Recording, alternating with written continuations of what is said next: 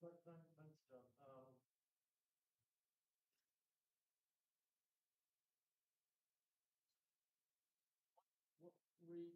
It's quite a mixed bag.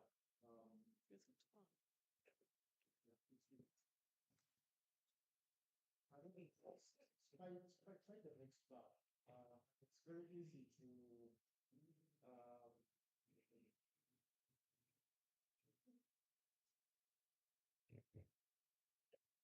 um, and I think when situations get heated the way they are, it's very easy to forget that there are people who take this work seriously. Yeah. If you look at legacy media, uh, they take this work seriously. They take it with as a discipline, and for them it's not just to cover a routine story. If you think about especially the legacy media across the spectrum, both the radio or TV. Uh, I find it gratifying sometimes when you see the level of preparation, the attempt uh, to prepare and cover this election as something that really matters to this country. And I think these elections really do matter because I think there are those moments that they bring out some of the best in us, but they also bring out some of the worst in us. And that is why I think context is also very, very critical. Uh, Robert talks about someone presenting themselves, as a rebel. And I think it's very important for journalists to really, really unpack, some of these narratives that are either being created about people, about candidates, or candidates framing, some of these, positioning themselves, in this particular way. Because I think sometimes there's a very looseness among politicians in the way they use the language. They use the language, and as I say, things get lost in translation. And this can become quite problematic. I mean, just look at, think about like this recent issue about um, telling people that you vote and stay there and do what and watch the vote. Yeah. And then there is a counter advice that you vote and you go away. You are not supposed to be there. First of all, there is a misinterpretation of the law.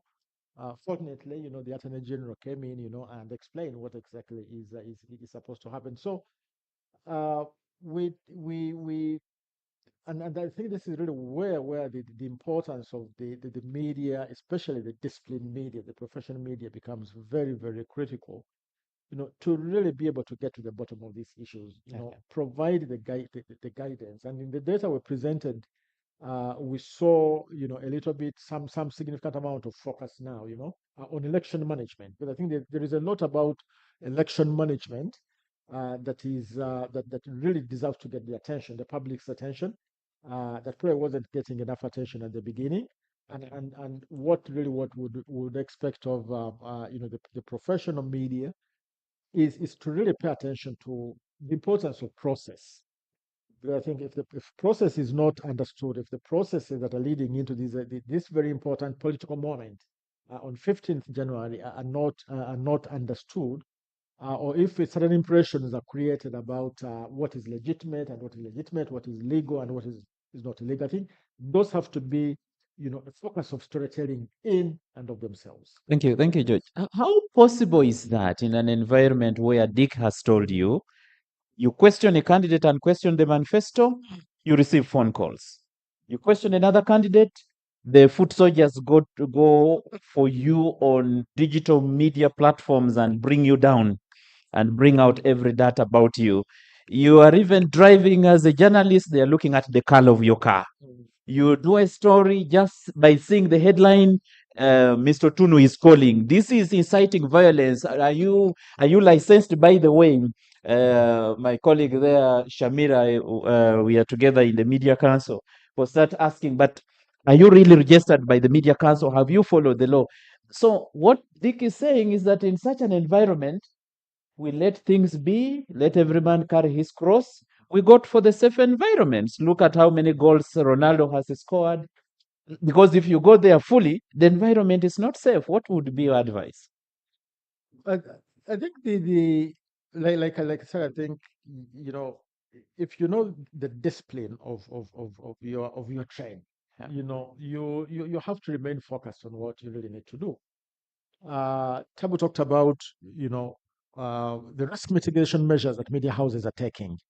You know, physical safety, emotional safety, psychological safety. All those things are really important, and they really need to be done. And it's gratifying to hear, you know, that newsrooms are making those, that kind of level of preparedness, which really never used to happen, because the threats of today are very different from the threats of yesterday.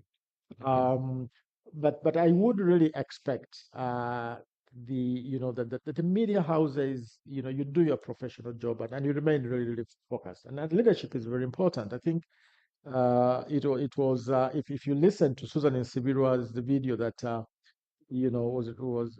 the show, what is the interview with Solomon Saranjan, and had questions.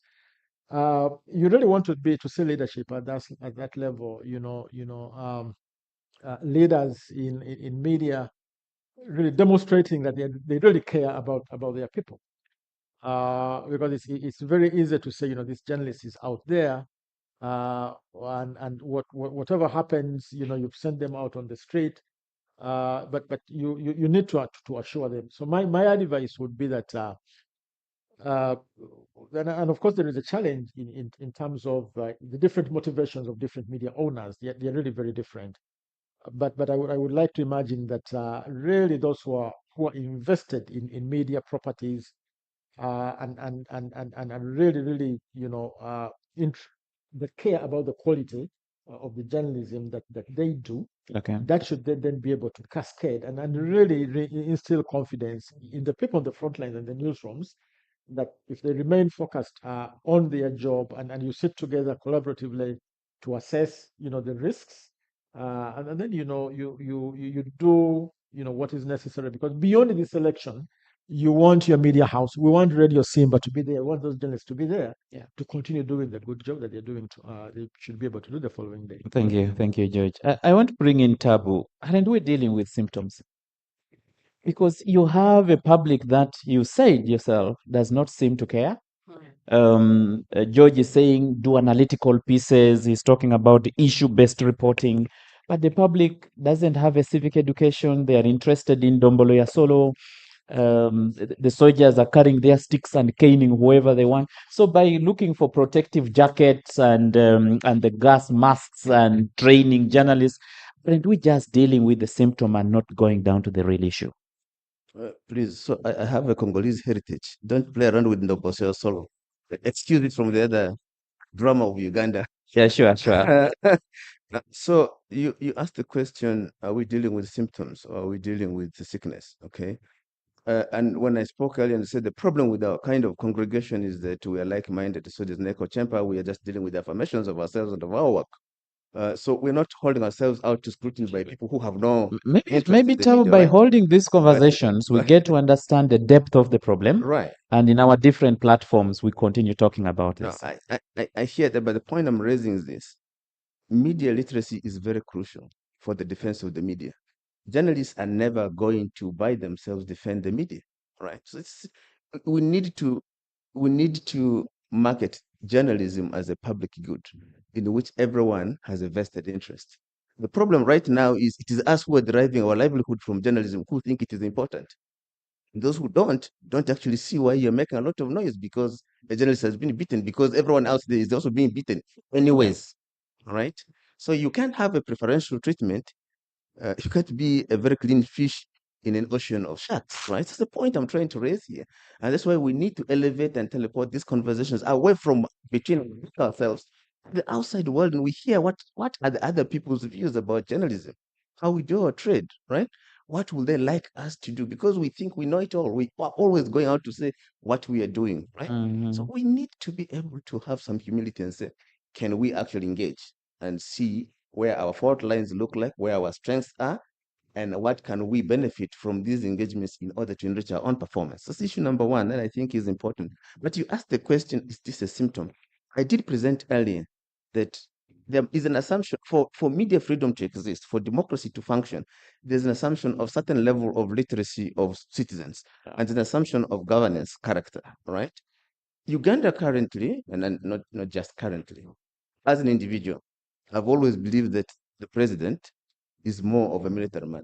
So these questions of democracy, where you're making all these kinds of analysis and workshops and so on, he's preoccupied with how do I secure the country, how do I still secure my government, how do I secure the region, right? So fundamentally, you're looking at different mark sheets and questions to understand his government. The other thing which arises from that then is what Foucault called biopolitics. So use of government mechanisms and regulations in order to control the behavior and performance and functioning of the citizens. So essentially what we're doing right now, whether they're accusing Uganda Communications Commission of something, or you're talking about the contact of the police or of the military or of a technical officer in government in a particular way, there's one constant strand of things that you see: fear. So fear is palpable, and people are just out to protect their jobs and to protect their lives. So if you're an executive director of Uganda Communications Commission and you get a phone call from the military and they say, shut down that radio station, are you going to go and first pick what the law says? Or are you going to first act, then you go back and check what the law says, right? Because these are the real situations where people, I don't want to speak in abstraction. I have a lot of engagements with these people privately. And what they tell you privately is completely different from what they're doing officially, right? Because we don't put ourselves in their shoes. We don't begin to ask the question, what is their motivation and what is their incentive? Because for us, we assume we know. Okay. Is there anything we can do about that now? Well, yes, there's something you can do about it. You change the governance structure. Okay. And is that possible between now and 15th January? If you ask me, That's an interesting one. I want to I have an answer, obviously, right? Is it possible between now and 15? No. Okay. Why? Because of fear of citizens.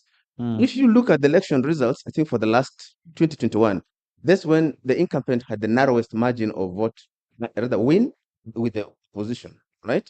But the number of people who stayed away, who didn't vote, were more than the number of votes the winner got, which essentially means if all those people turned up to vote, then you will have a different election result. Depending on how they voted. No, depending on who counts the votes. Thank you, Tabu.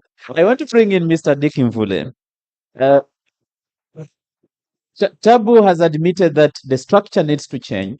There are things we need to change within the system and how we work, but that might not be possible by election time. How do we, as independent media, survive in this environment? What are some of the interventions that you've put in place to ensure that the independent media is protected and that we are able to report this election in a free and a fair way, at least from the journalistic perspective? I think it starts with removing fear from especially the owners of independent media.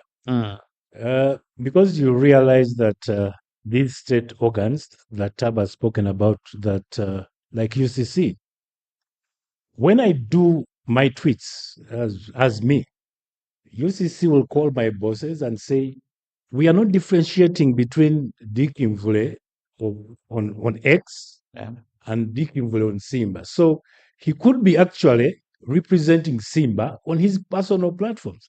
And then your bosses will say that tone down on what you post. So whenever you are going to post, you have to hold back. You realize that very many journalists are holding back on what they should be telling because of the fears from our bosses. So one of the remedies is that our bosses need to to be strong enough, and if they've decided to start media houses, then they should really be able to abide by the rules of the game. Otherwise, if they go on playing to the tunes of the regulators, then we are not going to have independent journalism. Okay, beyond the bosses, what are you doing in your newsroom to ensure that the reporters are protected, that they are able to go out there and give us the stories? Well, we tell them that, of course, there is no story that is worth your life. If you feel you're not safe, come back. We've also given them gears, and we have also worked with other institutions that have provided gears for them. But we tell them to always be objective and try to, trade between the lines. They shouldn't be excessively, on the one side and, like that. Yes. Thank you, Mr. Dikimvule. Maureen, how do we survive?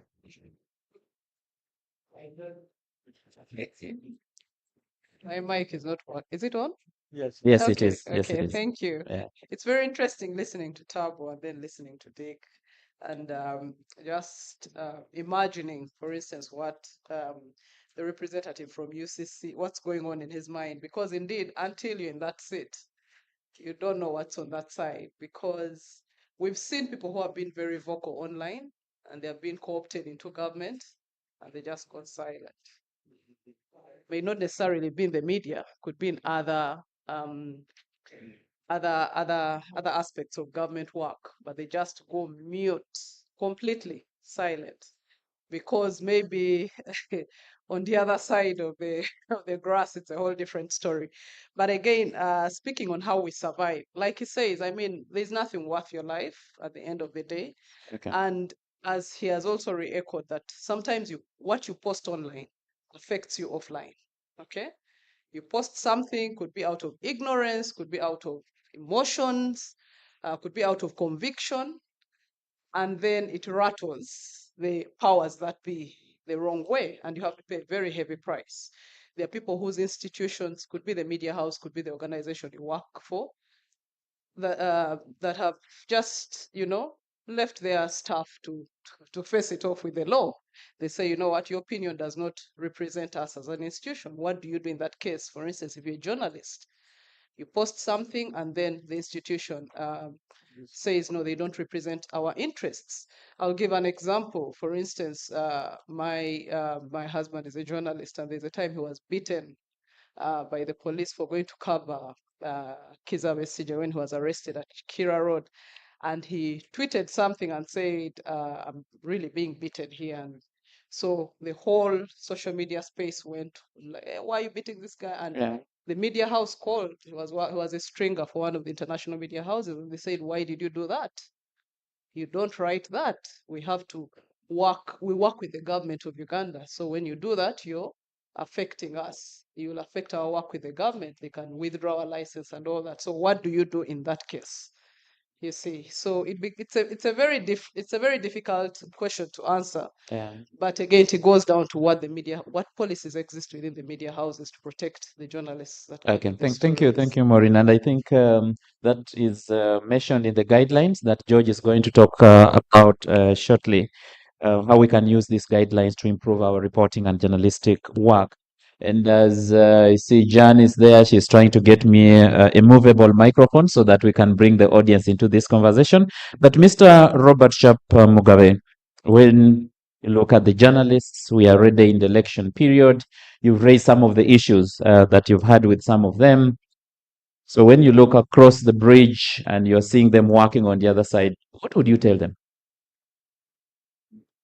I think, to be honest, we need to go back to the drawing board and look at the principles of journalism and make sure that whatever you're doing, you're following the professional, if there is a code of conduct that governs you, you follow that so that you don't collide.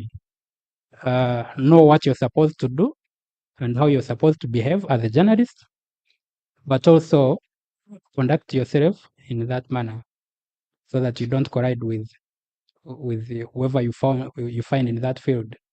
Okay. Thank you, Mr. Mugabe. George, I would like you to say something about the guidelines that we've just launched. How can we use them to serve the public interest, but also to protect ourselves as media people? What contribution does it make? And probably you can pick one or two areas from the guidelines that are going to be very critical for media in this 2026 election. Right.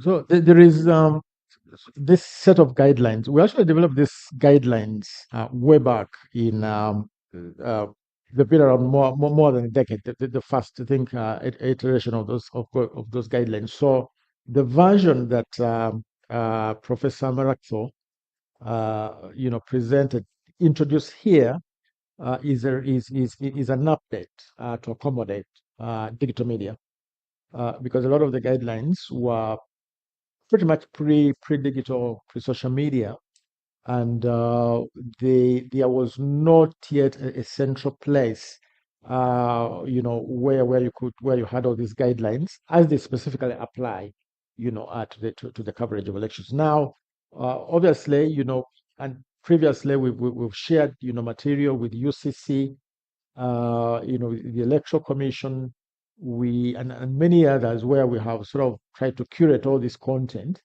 and put it in one place where, a journalist, who is very, very busy in the heat of the moment, can have a reference point to say that, yes, of course, the media council as well has guidelines.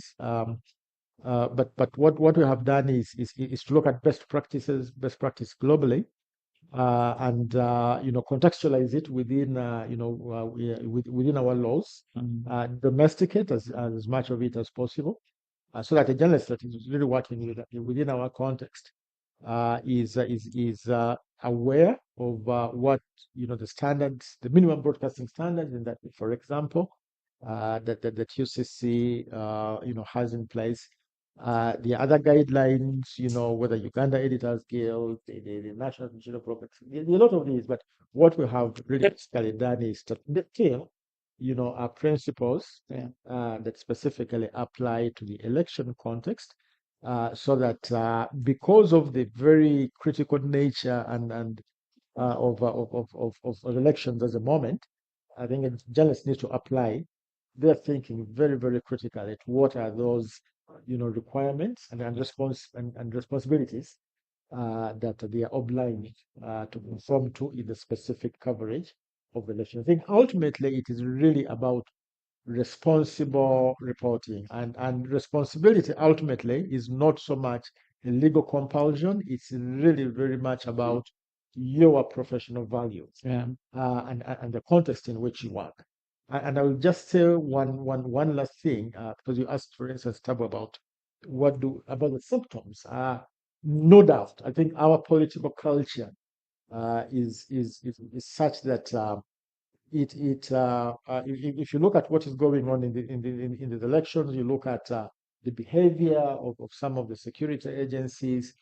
I think it's a part of the problem is fundamentally within our political culture, that really does not allow for civic engagement, which is something that even as media, I think that in itself should be a story. That how do you actually make civic engagement, civic values a story in its own right? And that is, I think we don't tell enough of that. So we haven't made it a story in its own. That a civic engagement is about promoting it and creating spaces where you can, celebrate it, recognize it, but also cover, civic engagement, as part of your, editorial, routines, because I think it is what is now really corroding our political culture and makes it very difficult to speak, across the divide. Thank you, George. That's important. Tabu has talked about that. Dick has talked about that. And for the media people in the house, the editors, that is important. Sometimes we want to talk about all the other issues without paying a lot of attention to the civic issues, but also telling our own story. So a journalist is beaten, and then the media itself is not reporting these issues. I think we are doing a disservice to ourselves. A very quick one, Mr. Mvule. Maybe switch off that. Okay, it's on. There's something that is coming up from the Electoral Commission, and I think we as journalists need to be worried, because the Electoral Commission is saying that for every journalist that is going to cover the presidential elections, I think on that day, they have to be in good books with government agencies. That is UCC, you've paid up your licenses, URA, you've paid up all your taxes. So you're going to find journalists that won't be able to be accredited and we are silent on this. And I think that is a worrying situation. We are looking on when government is using agencies to gag us. And I think we should be worried because I see a danger where very many media houses, because of the way they relate with the state, are going to be denied an opportunity to have these documents. And Electoral Commission will say, you are not fit to cover this inauguration or the elections. Thank you, Mr. Mvule. And that's why George is saying we need to tell this story, but also, yeah, the law works in interesting ways. I usually, when I am talking to editors and media owners, it's important to follow the law so that you close the gaps that can be used against you. So when it comes to licensing, issues of registration, do you have the necessary documentation? It is important. Otherwise, when you don't have that, it is very easy for Mr. Tunu to do anything based on the But law. you also know that the state might deny you those documents for their own interests. But that's why we need to tell the story. All right. I don't want to repeat what Tabu has already accused me of as sitting and talking to ourselves. I don't want this to be only for the panel. I request that I bring in members of the public as well. We are still trying to get a microphone that we can easily move around, but I will try to be the real smuggler from Busia and move with mine. So, George, where do I get those guidelines as a journalist from Kabohwe? Where do we get the guidelines? We've actually disseminated them quite widely, electronically, physically. There are even copies actually that people will be able to go with from here. Thank you. So that Thank you they very are much. available. So, members, I will take some comments and some questions from. Thank you very much.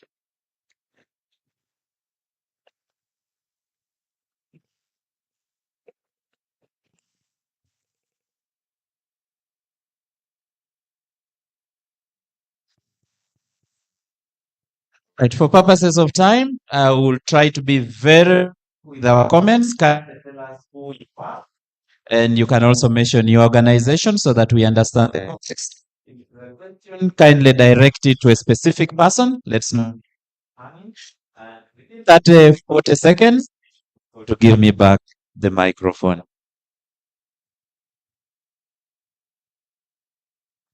Thank you very much, moderator. My name is John Ngaberano. I'm from Pan-African Club Think Tank. I am not a journalist, so my small comment is from the perspective of an ordinary citizen. First, as you all know, journalism attracts huge interest from actors globally because you play a very important role, and particularly regarding elections, you foster informed choice. So you are such a very critical sector and you do a very important role in society.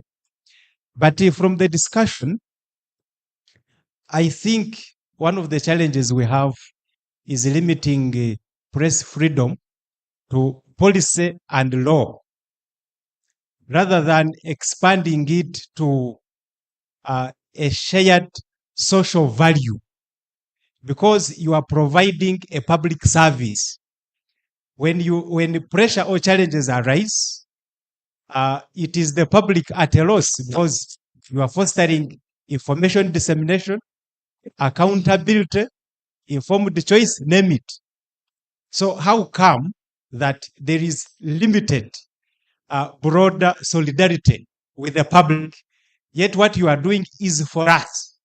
So I think we need a strategic refocus on building journalism or press freedom as a shared value, such that it is a solidarity for all of us. And lastly, the interest of time. I think on a positive note and very constructively, we need constructive dialogue across stakeholders. That is the community representatives, professionals, name it, everybody. Such that rather than having a react struggle when problems arise, it should be continuous engagement to improve and protect the work of journalism, because it is so critical for development and sustainable engagement. Thank you very much. Thank you, Mr. Ngabirana.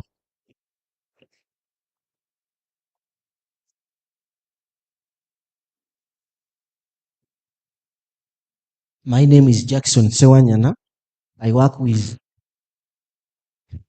as a freelance journalist, officially attached to the print. One of the lead us to do what we are supposed to do as journalists.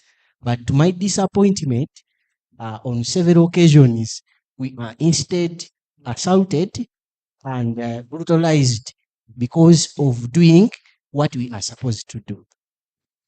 Then, this is because of the prevailing environment. No, we are trying to solve a problem, but the solution is the ethics and policies. They do not rhyme with the prevailing environment. So the environment in which the journalists operate is hostile. So I think anything we are trying to put in place, we should first focus on working on the environment. Like one of the panelists said that the system or the structure is what is now the problem. So the ethics may be in place, the policies, whatever, but does the environment allow us to do that way? That is what one of the panelists said, that the officers, like in the UCC, what they do officially differs from what they do off their official desks. Thank you very much. Thank you, Jackson. Mr. Mugabe has noted that. Probably he will say something. And on the second comment, I think George will say something small. Yes, the environment is not the best. Do we surrender, or there's something we can actually do? My name is Bishop Samuel, and I'm a communications expert of Miyaka, Uganda. I would like to first of all thank the panelists for offering themselves to really be there to present on such an important topic. Are they elections or minefield? My first question would, if we don't check ourselves, then we cannot gauge how good we are serving the people. My first question goes to Mr. Sharp Mugabe. In depth, how can journalists avoid being perceived as partisan when reporting on electoral disputes? The second one goes to Mr. Mivule. What practical steps can media houses take to verify information quickly before publishing fast-moving election cycles? I don't know if you've heard it well. I can repeat. Mr. Mvule was asking, what practical steps can media houses take to verify information quickly before publishing during fast-moving election cycles? Okay. The other one goes to Miss The final one, probably. Miss Maureen. You'll give me one more because this is very important. Miss Maureen, how does sensational reporting influence voter behavior, and should media adopt stricter editorial guidelines during elections? Lastly, it goes to Mr. Imokola. No, we did not come here to waste time. I was really listening to these people. How can Ugandan media innovate to cover elections in ways that strengthen democracy rather than deepen diversion? This goes to Dr. Imokola. Thank you so much. You're welcome. Thank you, Bishop Samuel. Next.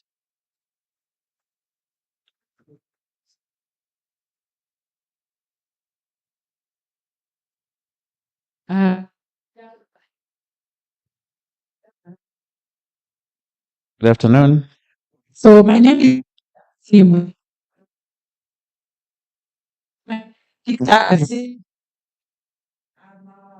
Big square, but my channel is break.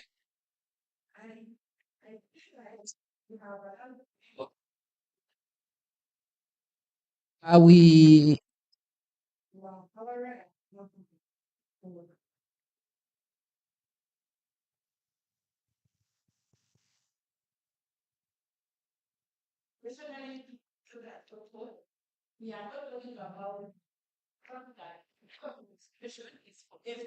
including members of the public, and maybe that's why the public doesn't care about us, because to be honest, these days there is a lot of TikTokers and others going to jail over what they are saying. And it looks like most of us don't care. Most of us don't follow it up. There was a time when there was a fight over the Media Council, should it be registering journalists? But now both Media Council and we have allowed both Media Council and UCC to register journalists. But this is not a right that we hold as just journalists. It's a right that we should hold as citizens. And because media has institutions, we should be fighting to open up this space. Because if we focus on the small part where we as journalists are professional, if you want to use that word, you are allowing the government to box you in a corner. And in my view, this is what's happening now. Thank you, Dictor.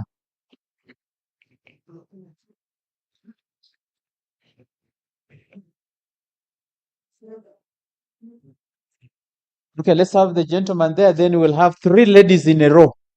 My name is Simon Chris Makanga. I am a journalist and a founder of Athari Media Support Africa. I am a fan of constructive and objective conversations. But from the communication and the conversations we are having right now, we seem to be protecting our interest against a fallen relationship between the government, security operatives, the regulators, and the general public. And I'm wondering what happened? How did we get there? And how do we get out of there? Thank you so much. Okay, thank you, Simon. Let's have the ladies. There is a lady there, there is a lady there, there is a lady there.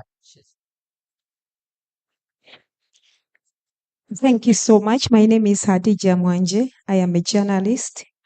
I'm also a founder, High Sound for Children. And speaking about independent media, where do we draw a line in a circumstance where maybe a political party decides who covers them and who doesn't? Where a journalist on the campaign trail is fully sponsored by a party, where do we draw a line? Thank you. Okay, thank you. Your neighbor there? Charity Kalebo Ahimbisibwe is a board chairperson of the Uganda Media Women's Association. Thank you to the panelists.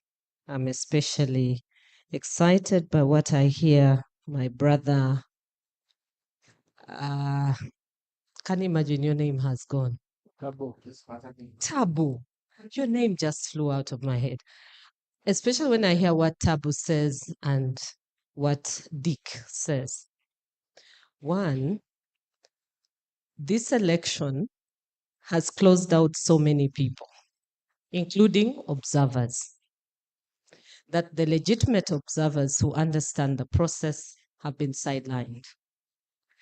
And the election is going to rely largely on journalists and what they see. That will be the point of intervention after the election. Actually, what has happened to most of us, we are organizing for what we call the national dialogue. We are no longer interested in the hogwash that is happening right now. We call it hogwash. Why? You veered off the law. You veered off the standard. Elections are the law. Elections are standards. Elections are internationally established echelons. And so every time you can't move by the echelons that have been situated, you've picked elections from international spaces. You did not create them as Uganda. And so because you didn't, you must live by the law. And because you're not living by the law, and we have seen it, we have raised it, so our eyes are now off the election. And what are we thinking of? Beyond the election, what will we do? We must push for electoral reforms. We must do dialogue, national, not just small pocketed dialogue like what is happening here today. But this is a good step to the bigger dialogue. Now, for me, what I want you to do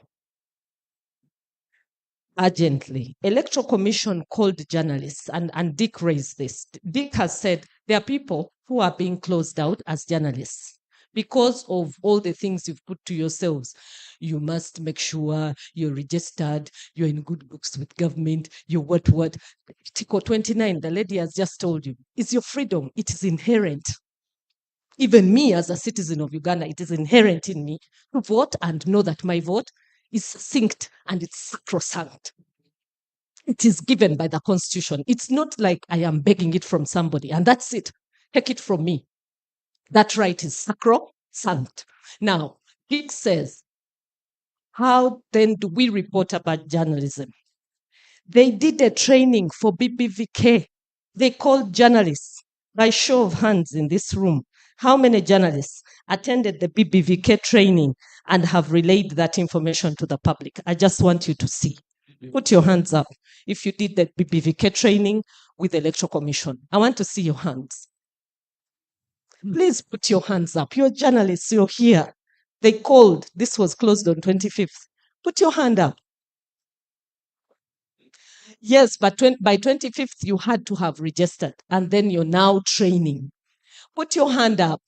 Why aren't you putting your hands up? So none of you is going for that training. So you see what I say. It is a dire situation. You don't know what is going to happen with your BBVK. And then you're seated in this room and telling us, I'm a journalist. I'm going to report the election. And I know the election. Do you know about the election? What do you know about the election? If you can't report BBVK, then what do you know about the election? So, Dick, that's a serious issue. Don't allow to be closed out of the election. Work out a mechanism where you must report the story to help the process after the election. Uganda belongs to us all. I thank you. Thank you very much, Mr. Bisiwe. There was another lady there, Shamira. And then we'll bring the microphone in front here. And Mr. Tuno, there is no way you're going to dodge the microphone because your name was mentioned during the panel discussion about 3 times. I'll give you at least a minute. Yes, Shamira. Good afternoon. Good afternoon. I'm Matovu Shamira from the Media Council. And just to supplement on what Mr. Imokola said some time back, yes, we are blaming the agencies for not helping, but my humble request is, like that lady has just, I'm sorry I didn't get your name, but yes, Charity has just told us, please be on the good side of the law. How shall we come out as the council to protect you when you've even refused to accredit yourself? How shall we know who you are? You come, for example, the foreign journalists, you'll come to our country, you're covering elections in our country, we don't know about your existence. When something happens, you'll come out and say, the council is not protecting us. We don't even know about your existence in the country. How am I going to protect you? Please be on the good side of the what? Of the law. Some of these things are free of charge, but still you just choose not to go for them. And then later you'll come out and say, these agencies are not helping. We cannot help without you adhering to the laws available. And also, you don't forward your complaints. There are very many incidences happening currently amongst journalists, the state and everything. But all you do is we shall hear about them. But we cannot act without complaints. Forward your complaints to the agencies responsible so that we can intervene and help.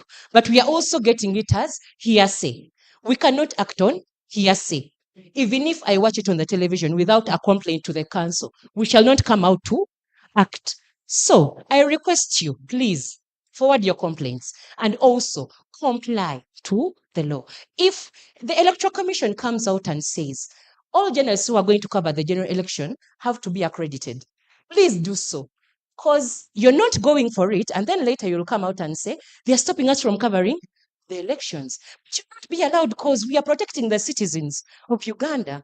We don't know. Activists will come in, and we need to protect our people. We need to protect you. And the only way we can protect you is when you adhere to the law. Please. Thank you. So there is nothing wrong with activists, but every activist has an agenda. So We don't know what your agenda could be. All we are looking at is protecting our citizens and our journalists. If you are a safe activist, we have no problem with you. But all I'm requesting for is, please, we need to help you. Thank you. Help us. Thank you, Shamira. Idris, you will need to sit with Shamira on the same table for lunch so that you can continue the conversation. There was a hand there, and then we'll give the microphone to Mr. Tuno. I'm Christopher. I'm a freelance. Yes, Chris. My question is to Dr. Garambi. Did you investigate why a presidential... Ladies and gentlemen, we have two microphones that are in use. There is a conversation on that desk that is distracting us. Yes, Chris. Did you investigate why a candidate was on the news to relate to somebody's question? Because we see some candidates who move with journalists and some who don't move with journalists. For example, did that one have an impact on why a candidate didn't appear on the news? Okay, thank you. Then your neighbor there?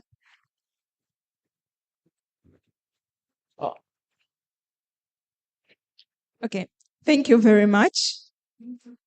My name is Simon Eroku. I'm from Science TV Uganda. I'm happy to be part of this conversation about news reporting. During the electoral season, I see where the challenge is. It's hard to talk about the independent media when it's the government that is in control of the media with an upper hand. For example, last time we saw what happened in Parliament. There is a group that the opposition was just out of Parliament. The Nation Media Group was kicked out of covering Parliament. So now they can't report what the citizenry wants to listen to. So now there is no practice. What we are talking about is not there in practice. When you look at UCC, they are controlling everything under the government directive. They can't allow other candidates maybe to come and campaign from certain media houses. You remember what happened Besigye when he sued UBC for not giving him coverage. Up to now, actually, the courts awarded him, but he has never even received the award. So we cannot really, this government isn't dependable 100% because everything is regulated, is under the directly, and it's the government that orders these other agencies to do. So when we are not actually in charge, so they will continue serving the government. We can't really have independence happening when it's the government in charge. Okay, thank you. Thank you very much, Simon. Thank you. Thank you for that. Let's have Mr. Tunu. A few more hands are coming up. Let's have Mr. Tunu first. I think I'll respond when I get the platform. Okay, that's fine. So there's a hand on that table. There is another hand there. And one at the back. Let's have those three. Thank you so much, Mr. Moderator. My name is Pius Mtekani Katunzi. I serve at the Observer. I think I've just been provoked, and I think for the benefit of this organization, of this meeting, since they are members of the Media Council present, I would request them to clarify to the members present here about the constitutionality of the council, because as far as I'm concerned, the Press and Journalists Act hasn't been amended. There is also there was a court ruling of Uganda Editors Guild and the CPL versus Attorney General, in which it was clarified that NIJU, UNEPA, and all other constituting bodies were not present, and therefore the council could not be in place. And then also we have another case which probably also explains the absence of such a council is the Sam Kutesa versus Sam Kutesa and others versus the Attorney General, in which you're talking about the constitution. If something is not fully constituted, then it cannot exist in law. So Okay. I would like to know if at all media council exists in law. Thank you. Okay, thank you, Pius. Shamir, I will give you a minute to speak to that. There was a hand. Yes. Yes, my name is Vicentia, and I am a digital media and communications practitioner. So mine is more of like a concern I've seen from everyone that has submitted today.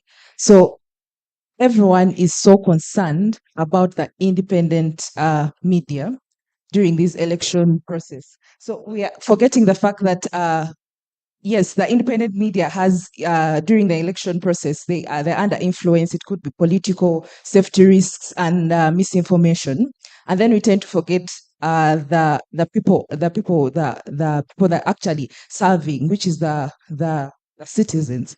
So, and if you're talking about, I heard Mr. Mugabe talk about how are we holding the media accountable. So we see that everyone is only looking at protecting independent media, but also forgetting the citizens that we're actually serving. How are you trying to actually provide them with the right information? Yes, during this election process, as you're putting in mind that you're trying to protect the independent media, but at not at the cost of the citizens, because you try to protect the independent media, but you're actually affecting the citizens at the bottom, because there are going to be safety risks as you're trying to go through the entire election process, the reporting, because there's going to as well someone mentioned influence as well. So you will never know, because of influence, there's going to be misinformation going on, and then and that is actually ignoring the people you're actually trying to provide with the right information. So that is just my concern. How about we actually address that? Because if we do, we are going to finally hold that media accountable. Because these people, once you've given them that kind of angle, they're going to be to look at actually providing the right information, because the public is going to hold them accountable. That All is right. just a concern. Thank you. Thank you. Mr. Mugabe has noted that. And then there was a final hand, the gentleman in the back row.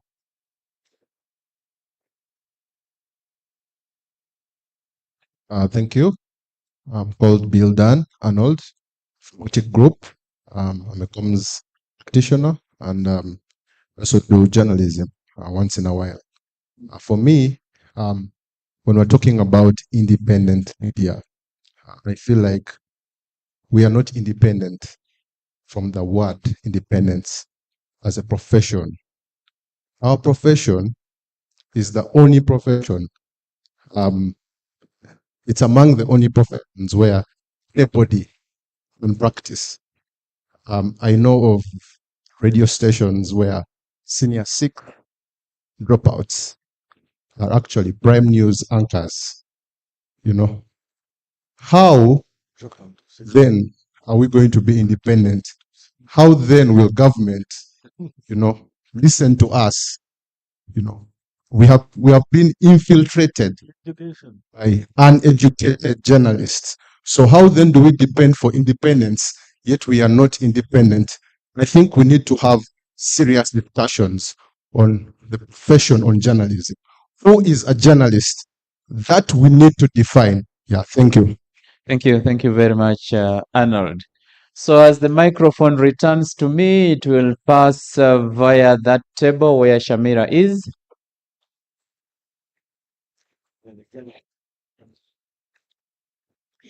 Good afternoon once again. Good afternoon. Sir, to address your question, if you go to the website of the Media Council, you will find that currently we are fully constituted with 11 members. I don't know whether you've passed by to check that. So currently, the council is right to be in place under the law. Okay, thank you, Shamira. So Piers, I know that there is a new council that was recently inaugurated, and that overtakes some of the rulings, especially on the composition. And just like Mr. Himbisiwe was saying, as media people, let's look for the facts, and then if there is anything that is not right, still there are platforms through which those questions can be raised. And then the microphone will also pass through the table where Mr. Tunu is seated.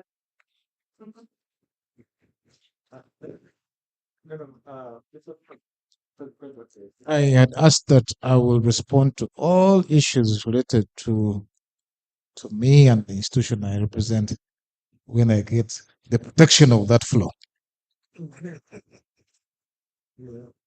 Thank you very much, Mr. Otuno. I will now turn to my panelists. Those who have questions, kindly address them. Tabo, I don't know how you bribed the audience. You didn't have any direct question, but I will give you leeway in a minute to respond to any of the issues that have come from the questions and the comments. Let's start from the other side. Mr. Dikimvule. Thank you very much. Bishop, you asked for what practical steps are taken when there is a break, when there's a story that really needs to go, and yet you're not yet sure. First of all, there are 3 steps you have to take: verify, do a second verification, and also avoid single sourcing. When you do that right, you won't go wrong. The challenge we have today is that we as journalists, we want to be the first to break the news. But what are you breaking? So verify, and avoid single sourcing. That was directed to me directly. Thank you. Okay, so Madam Himbisiwe's comment is an important one for you to note, that as media people, we can't detach from these processes and then we keep crying. Yes, Charity, you raised a very important issue. You said it all that I would add on. You said it all. We as journalists and media owners, like, you question them, because the Electoral Commission has asked people to submit their documents, and some of my reporters are doing it. And at the end of the day, they talk to us as editors and said that you need to submit all your documents, tax payments, whether you are in good terms with the Media Council, before they can do all these approvals. So, well, Simba could be able to do all that, but how about the poor stations that may not cater for all the journalists? For instance, I would want all my reporters and correspondents to be, cleared, but it's a fee. Although Madam Namatov says that it is for free, I think there's a fee you pay for accreditation for journalists. How much do we pay? There's a fee that we are supposed to pay. So some media, how much? 50,000? Yes, 50,000.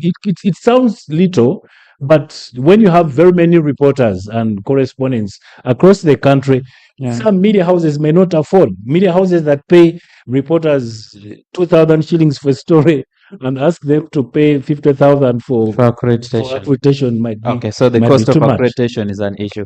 Thank you. Then Hadija Mwanje raises another issue, and I think we face this challenge as well, where a journalist covering elections is determined by the candidate.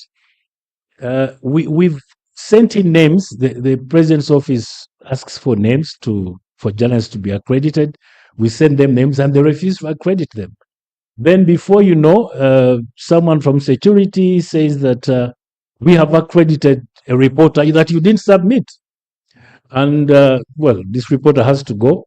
So what we do, we as a media house, we ask this reporter that when you go to that rally, we want you to get the voices of the people so that we integrate them with what the president is saying. Otherwise, it's a big challenge for editors and media houses where you submit names and the candidate is determining.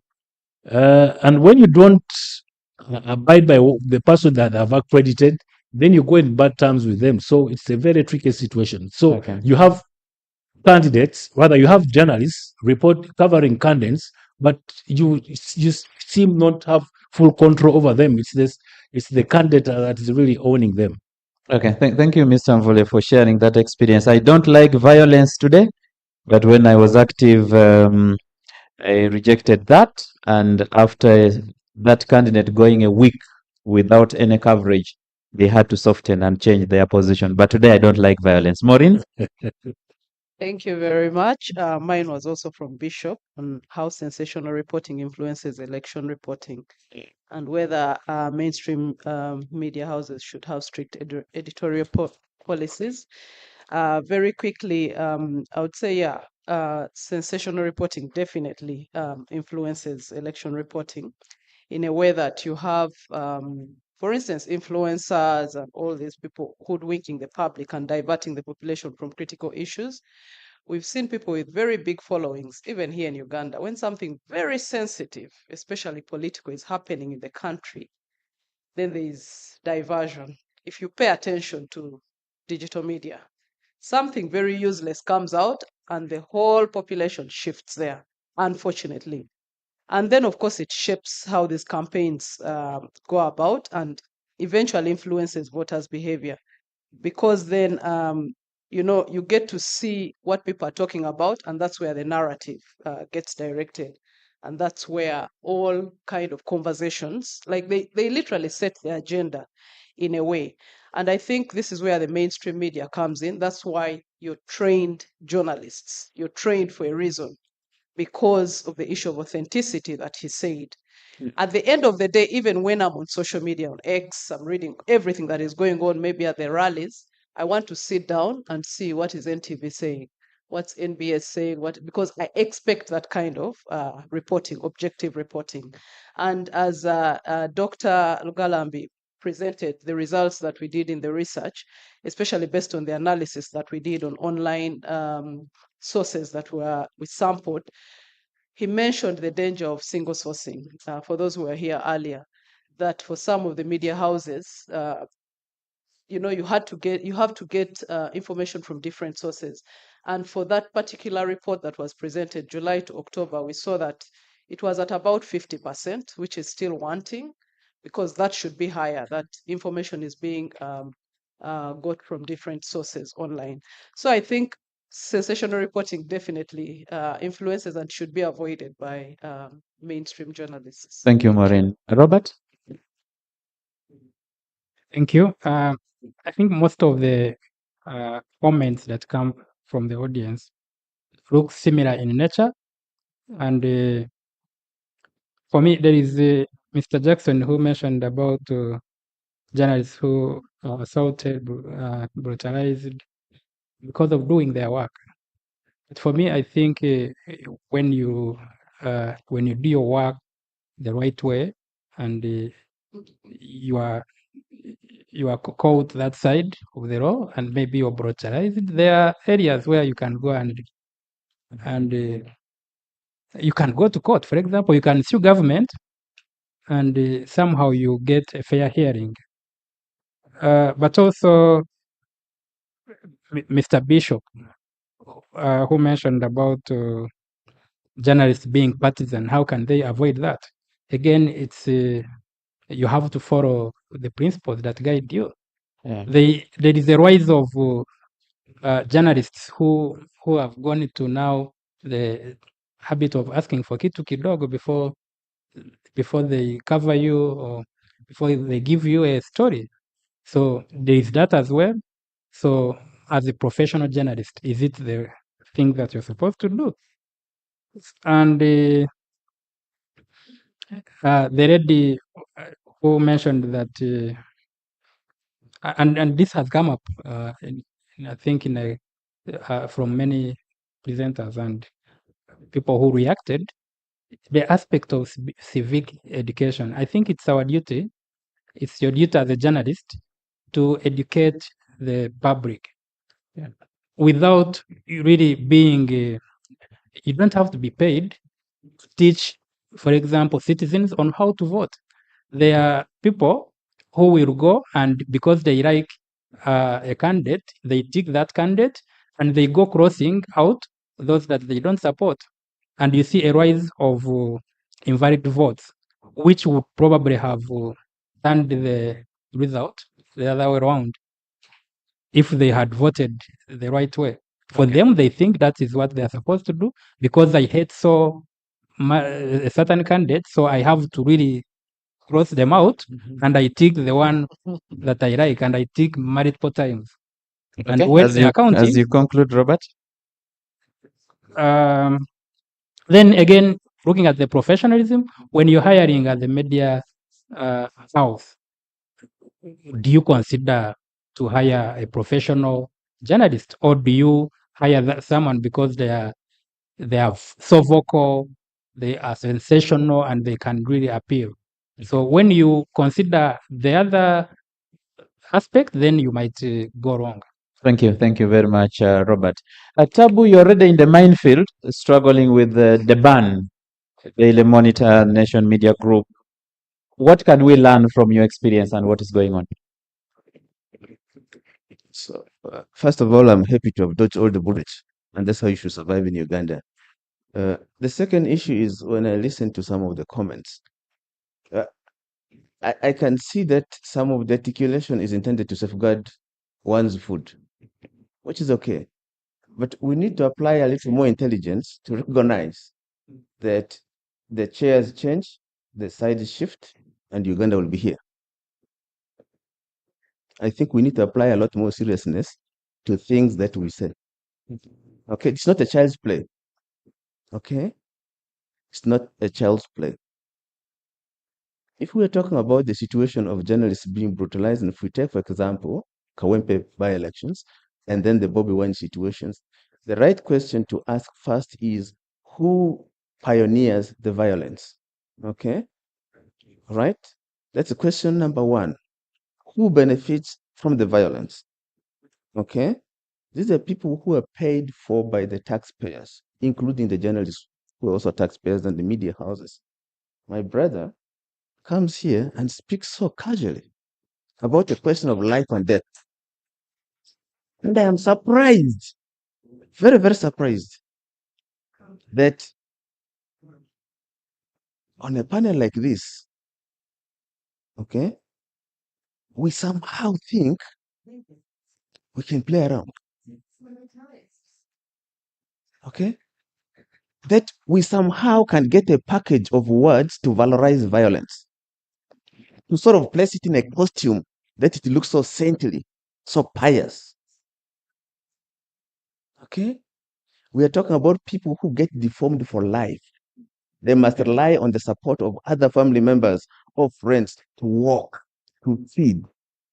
We're talking about people who have had to leave their professions because they're not physically able now to do these things.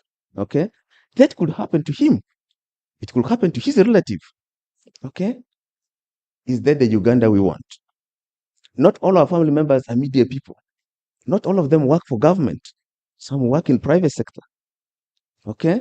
Some don't even have a job. They are struggling. This violence is indiscriminate. If you just pump tear gas, if you shoot bullets, you can catch anyone else. It could be your parent who is actually by the roadside going on totally different things unassociated with the chaos itself or even the politics of the day. The question is, what is the professional bar for security forces to dispense violence, especially if the people are not armed and they do not present an imminent danger to the lives of the security people?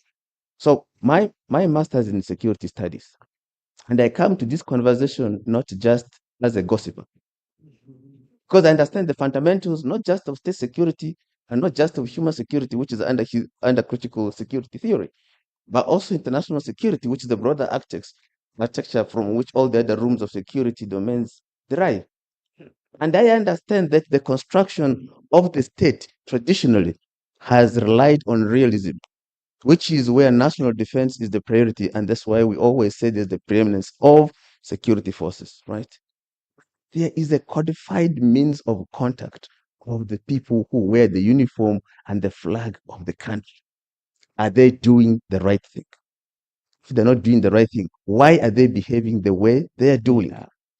And what is the middle ground for us to have constructive engagement to realize that your children will live in this country? Thank you. Thank you very much. So let me apply myself to the most substantive issues regarding the small domain of journalism and add this talking points into like 8 or 9 recommendations in terms of really how newsrooms can bulletproof themselves in regard to all of these challenges we're talking about. The first, and I'm happy that it's picked some spots. I hope we can summarize that in Yeah, 2 summarize minutes. totally. Yeah. Bullet points. One is accelerating media literacy by media houses, by entities like ACME, by UCC coming on board and onboarding all other stakeholders and make this a conversation that this is the public good, not in the economic sense, because there are two qualifiers for that to happen in economics. The second one is journalists to be professional and to practice in a professional way. I can tell you that just before I went back to the newsroom, I had a training by the Editors Guild. In Eastern Uganda, almost all the radio stations, all the media houses do not have an editorial policy. Almost all of them, entire from Karamoja down to Floga, which suggests that the individual journalists and the editors do as they wish because there's no reference document that everybody abides by. So there's no Bible or Quran in the newsroom that guides how you must do your journalism. How can we allow this to happen? So this is another matter. Related there is the question of medical cover and legal insurance. Uganda Editors Guild, with support from the donors, is onboarding some of this, but how sustainable will that be if the donors pulled out today? Yeah. Who takes the burden? The other matter which comes is fair and commensurate remuneration, the labor rights of journalists. Journalists are the most abused workers I know in this country. In fact, if it is supposed to be a riot over pay, it must be the journalists. But they go and report about the police, they go and report about the teachers who are striking, and everyone else. I can tell you, journalists get anywhere, most radio stations, anywhere between 3,000, even 2,000 to 7,000 maximum for a story. Okay? But that's if it gets paid at all. Because most of the time it's not paid. All right? How can you tell somebody like that can hold anyone to account? What accountability is that? What's the name of that accountability? All right. So the exploitation of journalists under the guise that journalism somehow is a passion is a joke. Okay. And I've argued this before internally. And I've said, why is everyone in other departments paid so well on the labor, sweat, and blood of journalists who go and gather the content? And there's no problem with that. It's an internal problem. It has nothing to do with the state. Why is that the issue? Media proprietors, some of you might be here. Why do you treat your people who are journalists worse than anyone lowest in society? And you ask them to hold the power to account, to take risks on your behalf, to get shot, to be tear gassed. Why? Okay. The other matter I want to raise is skilling through scholarship. So people must go back and study, fellowships, mentorships, and technology uptake. I would have expected some tech people to be in here. I also expected the electoral commission to be here with discussing elections. I don't know if I miss them. But we need to have a convening of important stakeholders at the same table. So we discuss these things. All right. And talent retention is a very key thing because many media houses are suffering from the hemorrhage. We need to strengthen the bargain between media owners and editors and managers about journalist welfare. This is really at the heart of it. And you academics need to be interested in this as well. We need to break the walls for constructive conversations with different actors. Sure. And the last one is ACME to use its convening power to gather, former or editors or academics together to provide some kind of editing support on needs basis. I know that they've started and think they have advertised for 3 positions, but I think that needs to be regionalized and expanded so that there are people of maturity and of broader knowledge who are able to treat content in a more professional way. Because if you don't have a broader knowledge base, how can you be the one informing people when you're uninformed? It doesn't make sense. I agree. Thank you very very much, Tabu. George, you had one question and a comment. Are you able to summarize in a minute? Yes, a quick one from, but then I was asking about, the research. So, I mean, like any observational study, we lay out, the data as we see it. So the thing then would be that this is to be shared, and it's always shared with newsrooms and media houses. to try now and interrogate further what are the dynamics that actually inform the patterns and the trends that we have presented in the data, because you're asking about why, as you ask about the news, that why are some candidates not being covered or whatever. So, but those are really questions for newsrooms to address. They look at this data, they look at these patterns, and they can compare with their peers, and then they can have a proper discussion of why are those patterns the way they are. So I think this is just meant for newsrooms and platforms to introspect, to really to do some self-critique and figure out how better they can cover these elections. Thank you very much, George. Ladies and gentlemen, a round of applause for Mr. Dick Mvule. A round of applause for Maureen Agena. A round of applause for Robert Sharp Mugabe. A round of applause to the Congolese, Babu Butajira. And a round of applause to Dr. George Lugalambe. As Simon Kasiate walks over here to take over his microphone, I request the camera persons that we give these panelists at least a photograph.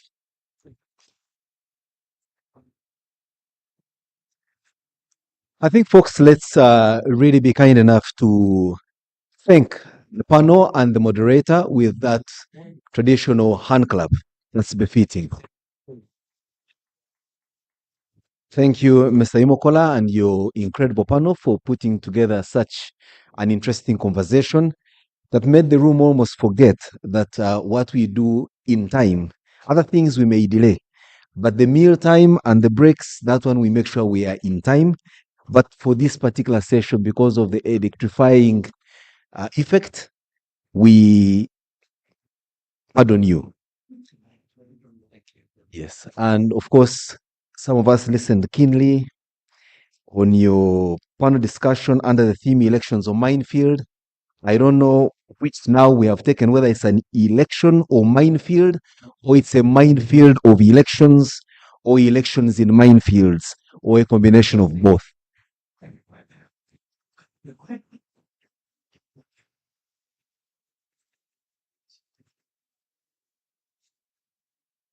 I thought these panelists knew each other, but it looks like they are going through a round of introductions.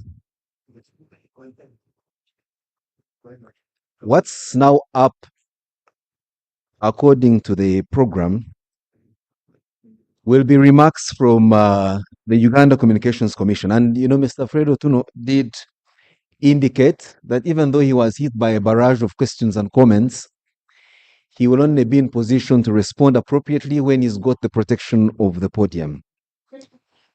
But I also may need to say somewhere, can we have some order, please? I knew that the noisemakers at the back who are led by Idris Chigundu, certainly. All right, as we proceed, there are some forms, or should we say cards, that are being distributed on your respective tables. Those are, I'm told, aptly called feedback forms. Please feel free to make any comment that will serve as feedback to the conveners of this, to improve our next sessions, but also importantly, to tell us what you felt about different sessions. So it's important that you are candid, respectful, and if you're courageous enough, you can leave your name and contact. You shall be contacted and may be given direct feedback. But if you're not courageous, you may leave it anonymous or draw an illustration of yourself. Before I invite Mr. Tunu, I think, Tabu, I must pay special tribute to you for making a very important point that has repeatedly been made, where you say the challenge to media freedom, independence of which and everything is not so much the state, but perhaps media owners who don't mean serious business. And you do not know what you just did for Mr. Fredo Tunu. He's coming here feeling like the state, after all, is perhaps not the biggest abuser of media independence, media thriving and surviving. In fact, some of the media owners do worse to you journalists than the government does to you. The media owners may not physically beat you and maim you like the husband of my friend Maureen, but some of us may prefer to be beaten so that from the beatings we get public sympathy and we are given some kind of alms, as opposed to go 8 months without salary and you're unable to convince anyone that you're reading news every single day, but you do not have so much as to feed your children at home. Also, I think some media owners, in fact, if I were them, as seems to be the case these days, that media thrives on clicks and likes. If I had a media house and I can organize a beating for one of my reporters so that I can get sympathy, likes, and eyeballs, I would. So that then I can be regarded as a media house of repute, when in fact I am simply putting my reporters in harm's way. And so sometimes it may not go. The media owners cannot go beyond suspicion that some of the things that happen to you on the streets at the hands of security forces and others who beat you could have been organized by your same employers so that they can get revs. And that has happened. I am saying that because of the experience I've had on being on either side of the coin, having been in the newsroom myself and having been on the other side of communication. So here we are. We need to introspect. That said, Mr. Fred Otunu, the ground has been set for you to make your remarks from a point where at least you are standing on the borderline of sainthood and the devil. At least you are not the devil that you walked in feeling like you are. Thank you.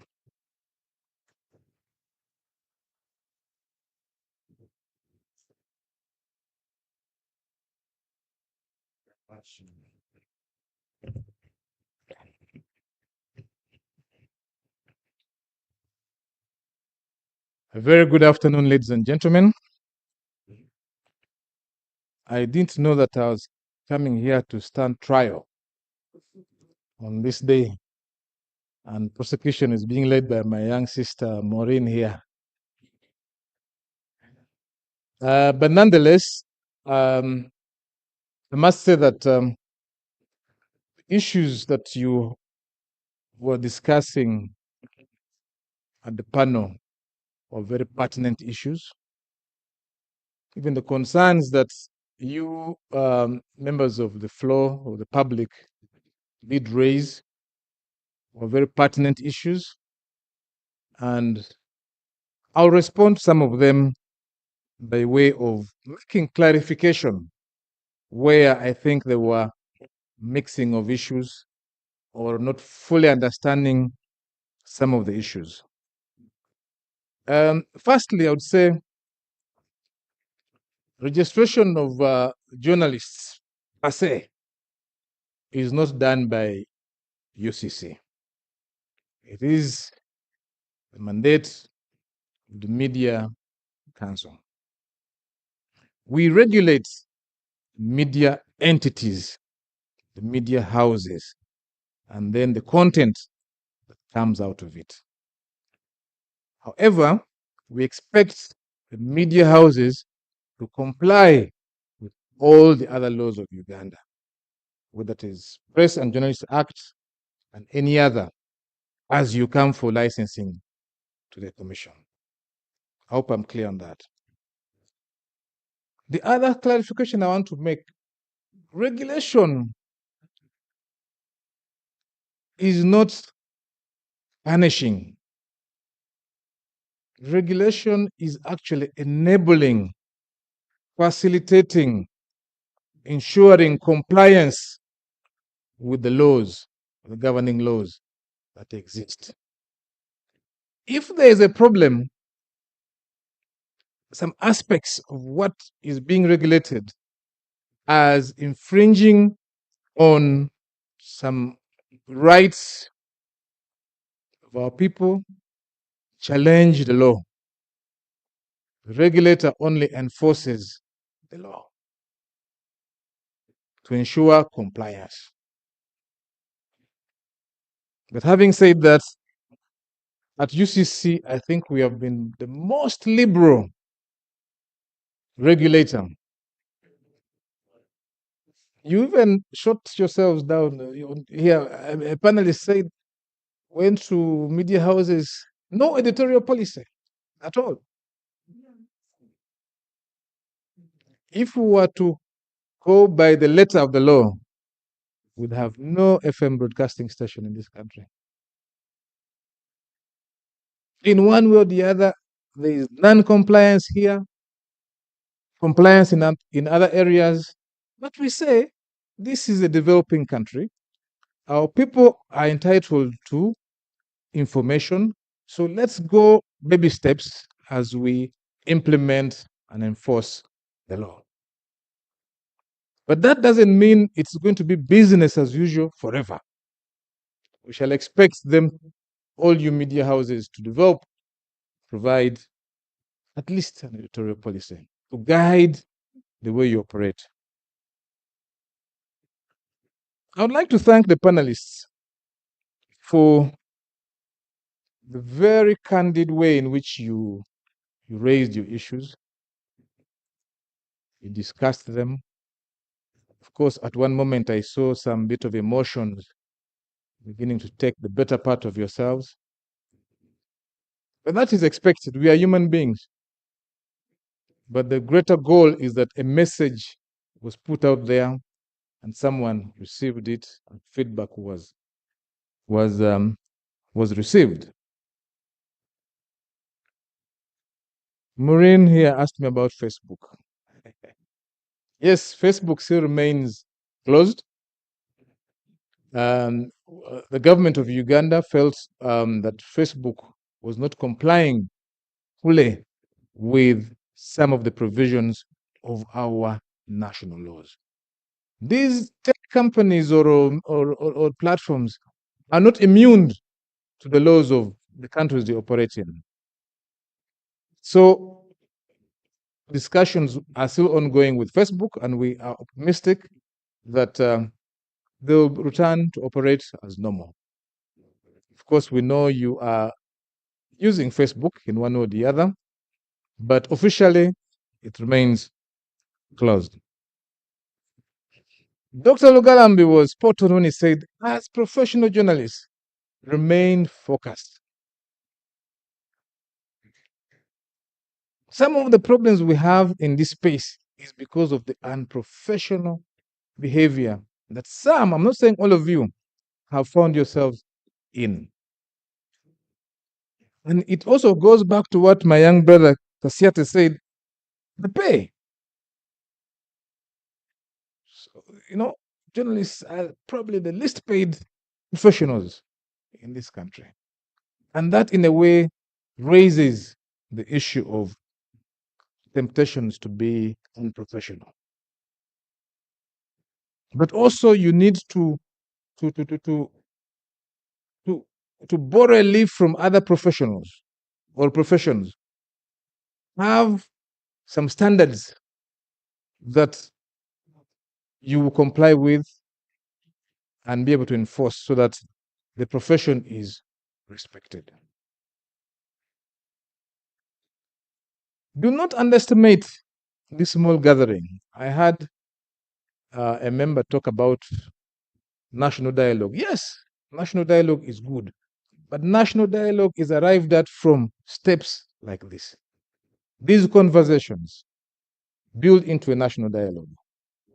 So let us take these small gatherings seriously to enable ourselves develop the culture of dialoguing, accepting constructive criticism, and being able to provide good input when you reach the areas of engaging with other stakeholders. Journalism is public good, mentioned by Tab. Very good.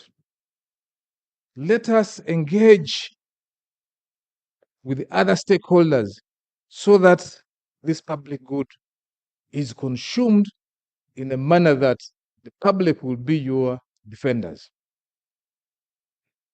Let this conversation be taken to security agencies, to regulators, to other branches of government, civil society, and so forth, so that the appreciation of this noble profession of journalism is understood very well and appreciated. The regulatory environment, I believe, is not as hostile as some of you want to portray. I think Uganda enjoys one of the most prolific media spaces in Africa or the world. We have 300 and something FM broadcasting stations. People speaking in all languages,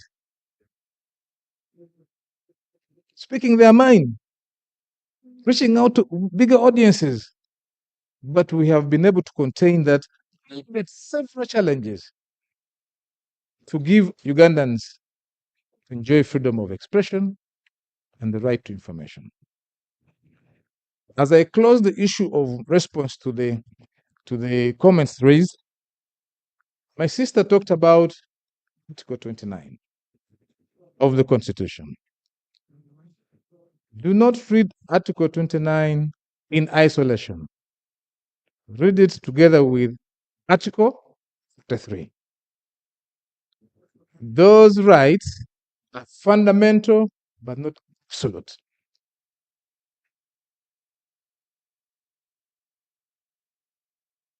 There are limitations to those rights, to the right of freedom of expression,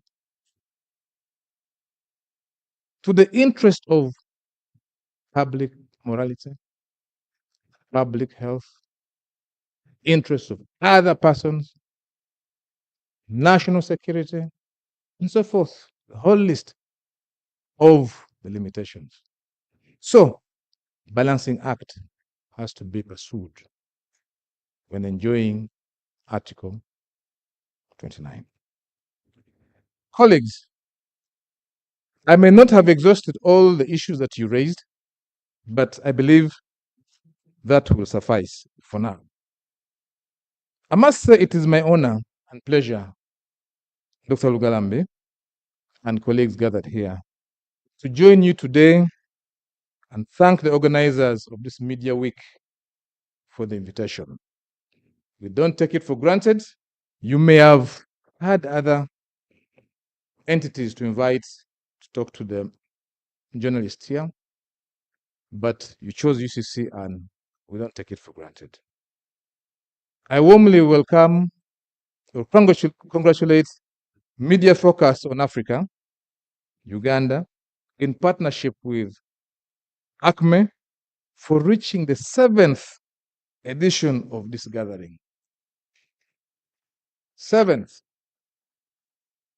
This shows you're growing in strength, you're growing in interest and impacting on the practitioners as well as other stakeholders.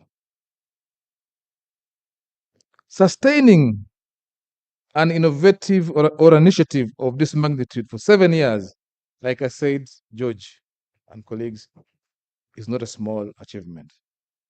Speaks volumes in terms of your commitment and credibility. Credibility. Coming together, colleagues, as an industry in a forum such as this is very essential. It strengthens collaboration, deepens dialogue. I was happy the kind of exchange you had. You're deepening dialogue. If you don't speak out, you will die with that in your heart. Come out, speak. Even if someone rebuts, the point has been made. They will never be the same. It creates space for honest, deliberate discussions around issues which you're facing, challenges. And indeed, there are challenges that the media industry today in Uganda faces, as well as globally. The choice of this theme, Dr. Lugalambi and colleagues, you adopted, building resilience and safeguarding independent journalism, is very timely. I don't know whether you had these elections around the corner in your mind as you were conjuring this. It speaks directly to the pressures confronting journalism, and this challenges us to reflect seriously on practical, realistic ways to respond to them. What you guys were raising here, what you people are raising here, are the real practical ways of how you want to respond to them. Let's document them and let's engage with other stakeholders that are responsible for some of the challenges you are experiencing. The theme reflects a collective commitment to promoting and upholding the critical role of journalism in a young and growing democracy like Uganda. Independent journalism, colleagues, is simply too important to be allowed to fail. We can't. And I don't think any country, any government worth its salt would like independent journalism to collapse.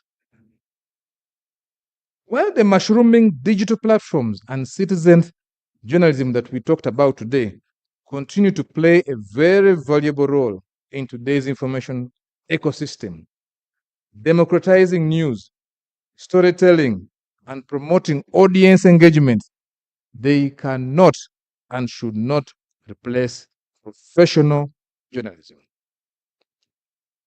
They should not, and they will not. So continue pursuing your professionalism in your space while the citizen journalism are also doing their thing. The discipline of verification, ethical storytelling, editorial judgment, gatekeeping cannot be replaced. These remain the foundation of the fourth estate and embody public trust. You read so many things on the social media, but at the end of the day, you go back to the mainstream and say, I read, but let's wait whether it will come out in this news cast at 9 o'clock, 7 o'clock, because you know that process has been thorough. Take heart.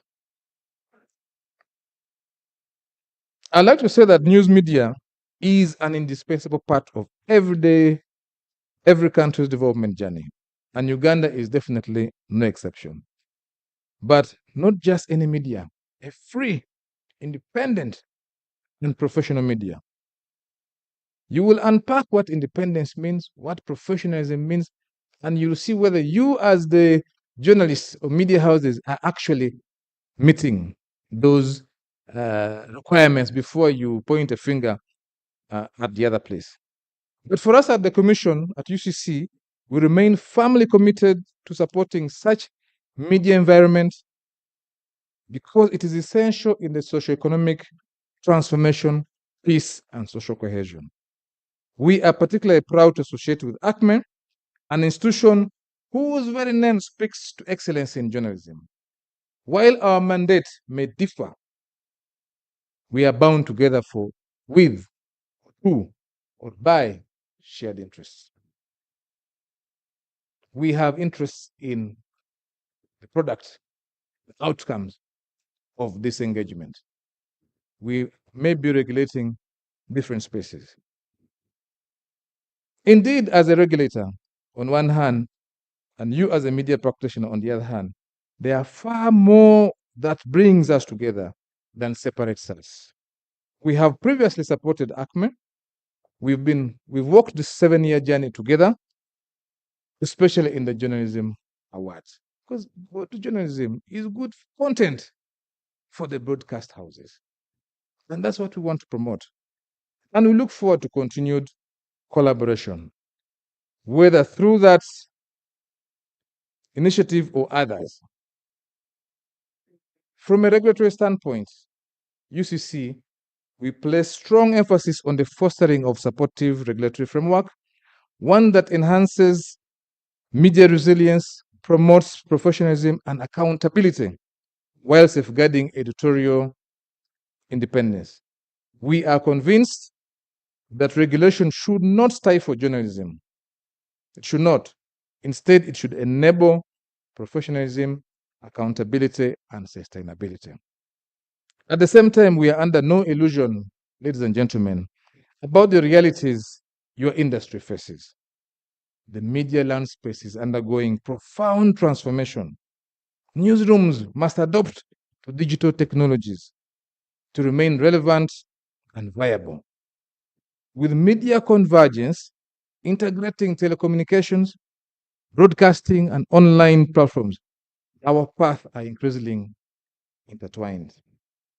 We regulate telecoms, but telecoms and broadcasting, you can't separate them, and you can't separate online media as well. Because today, increasingly, journalism depends on connectivity. Whatever we do here, you post. Without connectivity, you're stuck. Affordability of the broadband itself, the users out there, we have to ensure that access to smartphones by the citizens, access to reasonable cost, broadband cost, and reliable digital infrastructure so as to reach your audiences. So there's a meeting point between you and us who regulate the other sector. At UCC, we recognize our role as in enabling this sector. We are alive to the reality of artificial intelligence taking root in journalism, as it is in most other professions, whether in the legal profession, whether the medical profession. Artificial intelligence has arrived, reshaping content production and newsroom workflows. These developments bring both opportunities and challenges, but we call ethical, professional, and regulatory conversation. Invite us more frequently, George, so that we can engage on these conversations as we build our industry. In this regard, ACME remains or has been a strong partner in promoting professional media space, for which we applaud you. As elections draw closer, I call upon media owners, editors, and individual journalists to remain mindful of the immense power and responsibility you hold, and to exercise it judiciously in the interest of promoting harmony, peace, and public good. Last but not least, allow me, colleagues, to address you to the issue of journalist safety and welfare. We take safety and welfare or well-being of journalists very seriously at the Commission. It is a shared responsibility that rests with concerned organs of the state, media owners, civil society, regulators, and journalists themselves. I urge all stakeholders, especially those in government and the wider public, to perceive news media as partners in nation building and not adversaries. I urge media owners to make every effort to remunerate journalists fairly. I spoke about that at the beginning of my comment. A truly independent media cannot exist with journalists who do not feel safe, supported, and motivated. This is not merely a media concern, it is a fundamental tenet of democracy. Colleagues, we have a lot to do in this space, but we have the potential to achieve also much more. I'd like to thank you very much and end my speech here. God bless you all.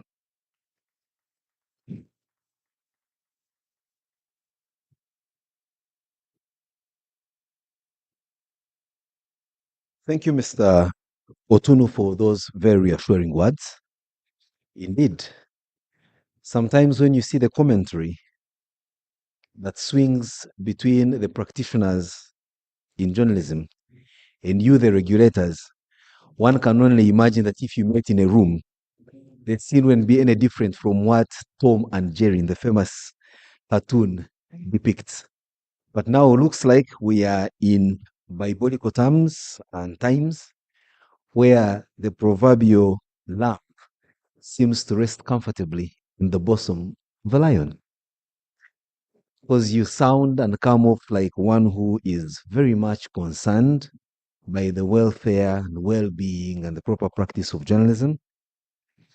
And yet, on the other hand, sometimes you're looked at as the perpetuator of what's the opposite.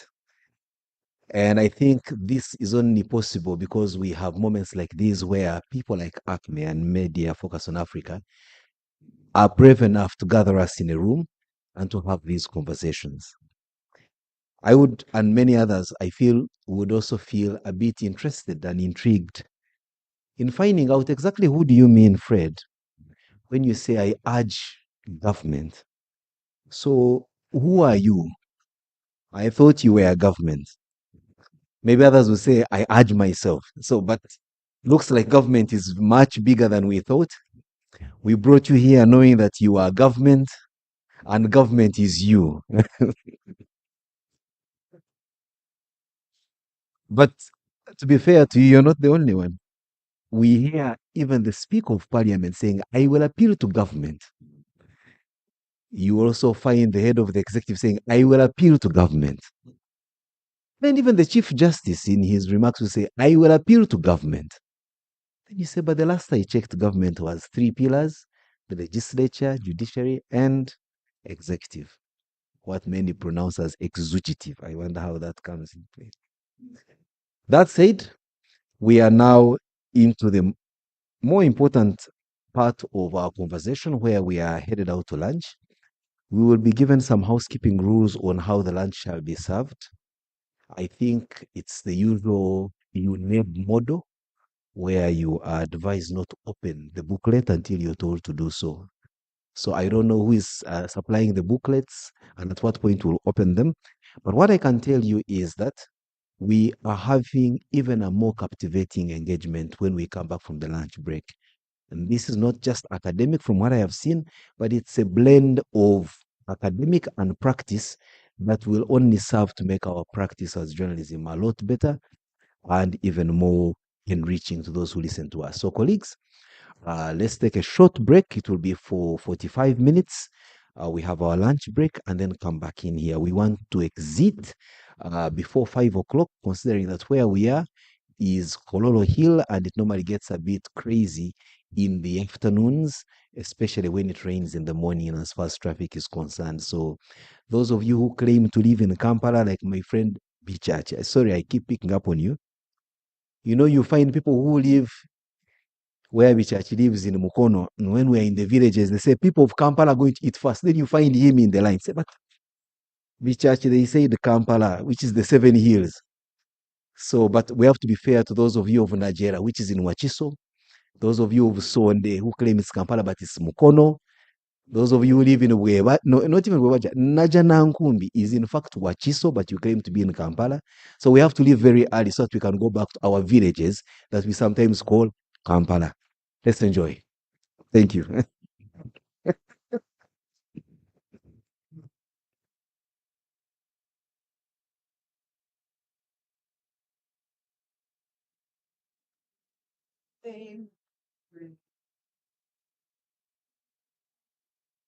Okay. Okay. This one I'm not going to announce. They're organizing photo ops, but looks like they are for selected few, and I'm not one of them. And because of that, I will not announce. They know themselves, those who are going for photo ops.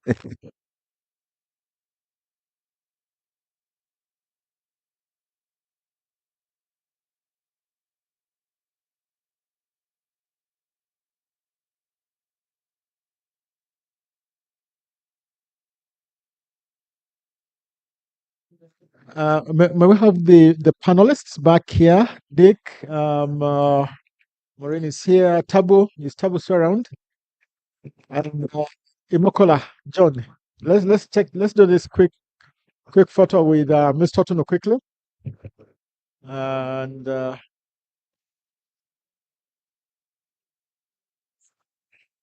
And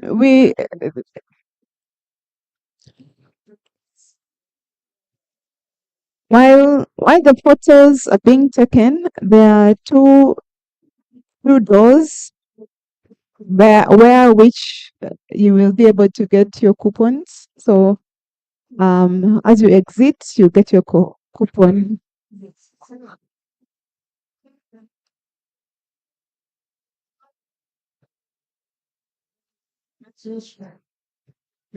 Since they have said, even I now can do money.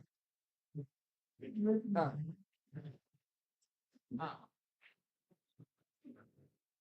no, it's okay. You were right. You were right, but also I.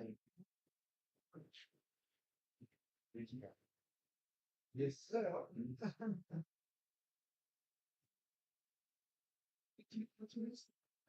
Spectrum, you're being painted on your hour.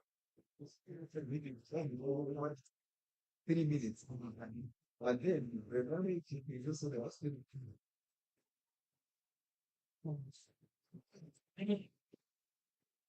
Guys, enjoy me. You're supposed to be here. You run away with another one. Hey, okay. Yeah, you're missing. Yeah, you're missing.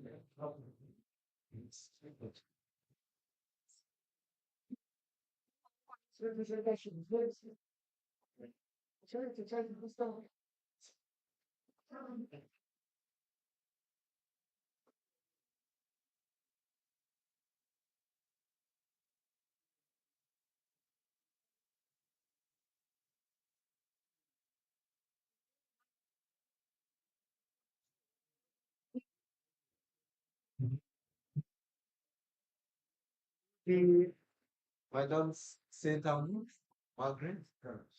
She's a student.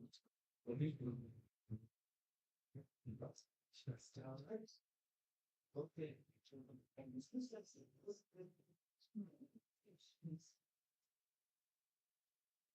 I think it's okay. Yeah. Fire. And we need was. Yeah, you're better place to be in there.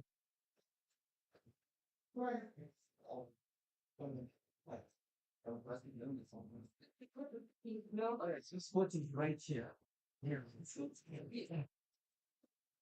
Oh yeah, I will keep my space for you.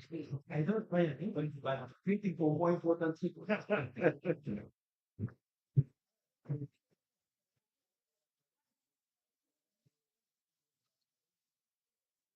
So for very big people. So very big.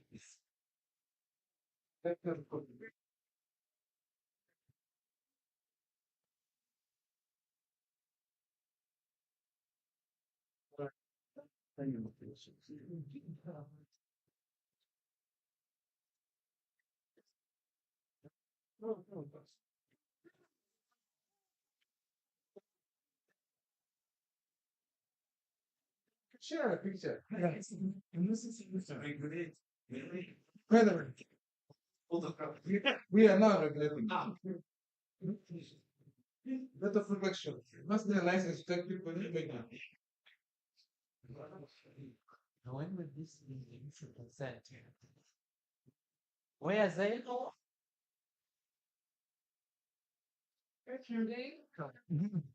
Cameraman, touch events. Yeah, it's like public places. And we put this. Yes, it is cabinet, you know. But we put it down in the access. Coming consultation. Yeah. But how they you still have. Yeah.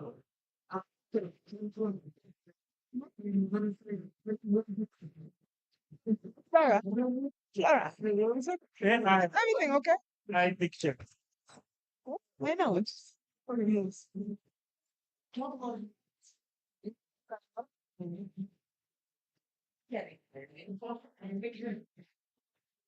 So in exactly 40 minutes, we are going to be back here. So make sure you quickly rush for your lunch. The coupons are at your exit there. With as you get out, you get your coupons.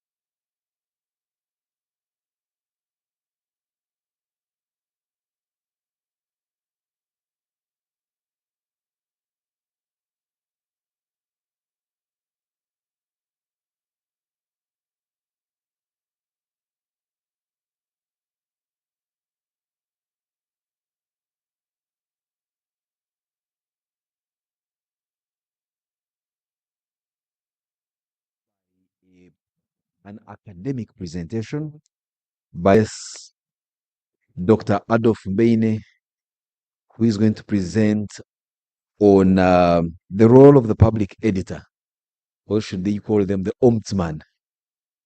Now, if the editors in this room, you know that any letter missing from a word could certainly make it a totally different word. And especially for the word public. If the L is missing, that becomes not just another word, it can be a very disturbing word.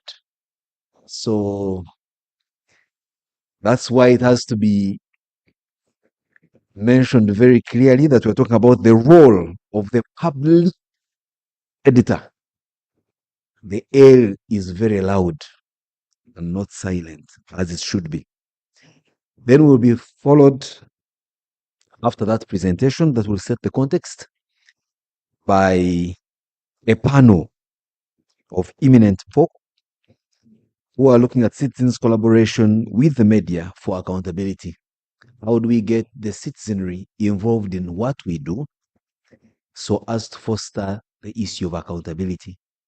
There's been conversation on who sets the public agenda. As journalists, do we publish or set agendas based on what the public wants? Or is it we who set the agenda and then the public's interest and follows? And I want to believe that these panelists, who will be moderated by Maria Gabalakel, will answer to that question. And so, in no further ado, Dr. Beine, don't worry about the empty seats you are seeing. The only seats that may not be populated while you're making your presentation in the first 5 minutes will be these ones at the front. But the rest, they will come in when they hear your voice. So may I invite you humbly to come and take us through your presentation. Thank you, sir.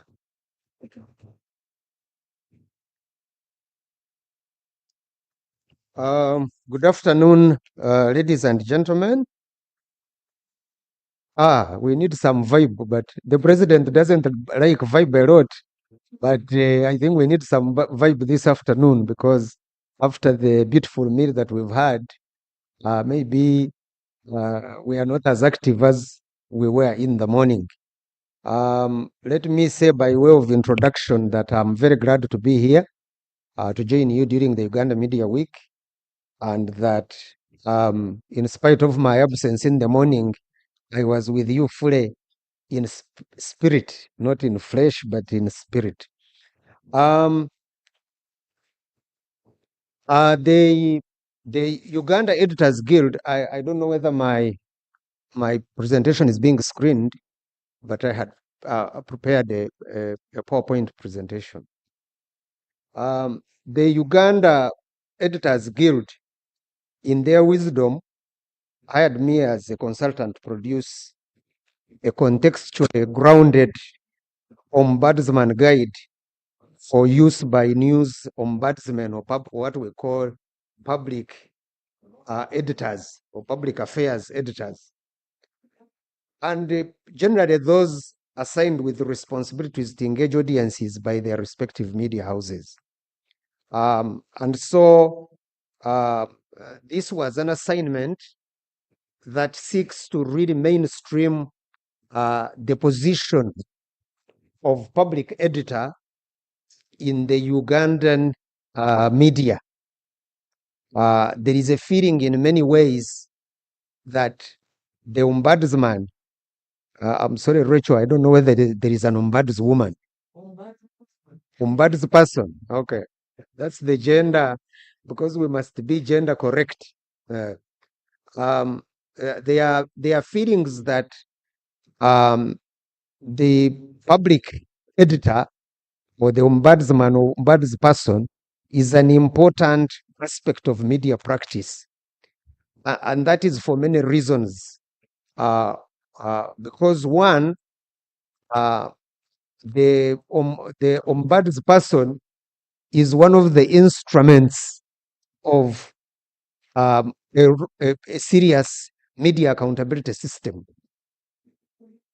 Yes, that is one. So the second, of course, is that the public editor is also part of a significant part of media self-regulation, and so on. And then thirdly, the public editor also, whenever they exist and do their work well, are more likely to connect the public and the media institution in a more structured manner. Yes.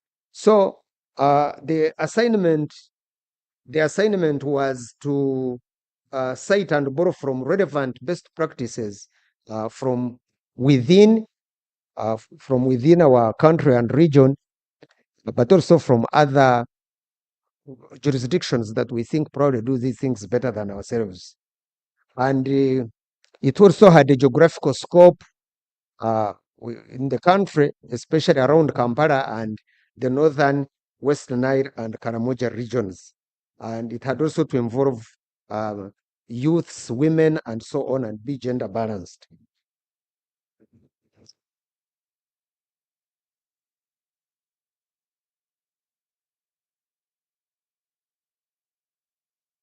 To gather data for the assignment, we relied on 3 qualitative methods. We used the document analysis. There were a lot of documents to analyze.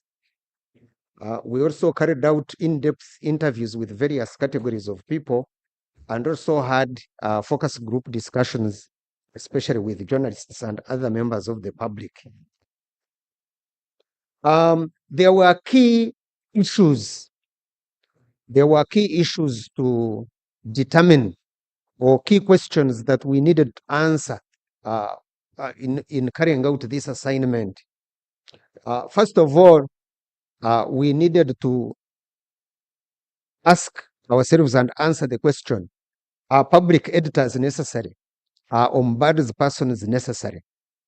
Is the media better off or not with the presence of public editors or the ombudsman?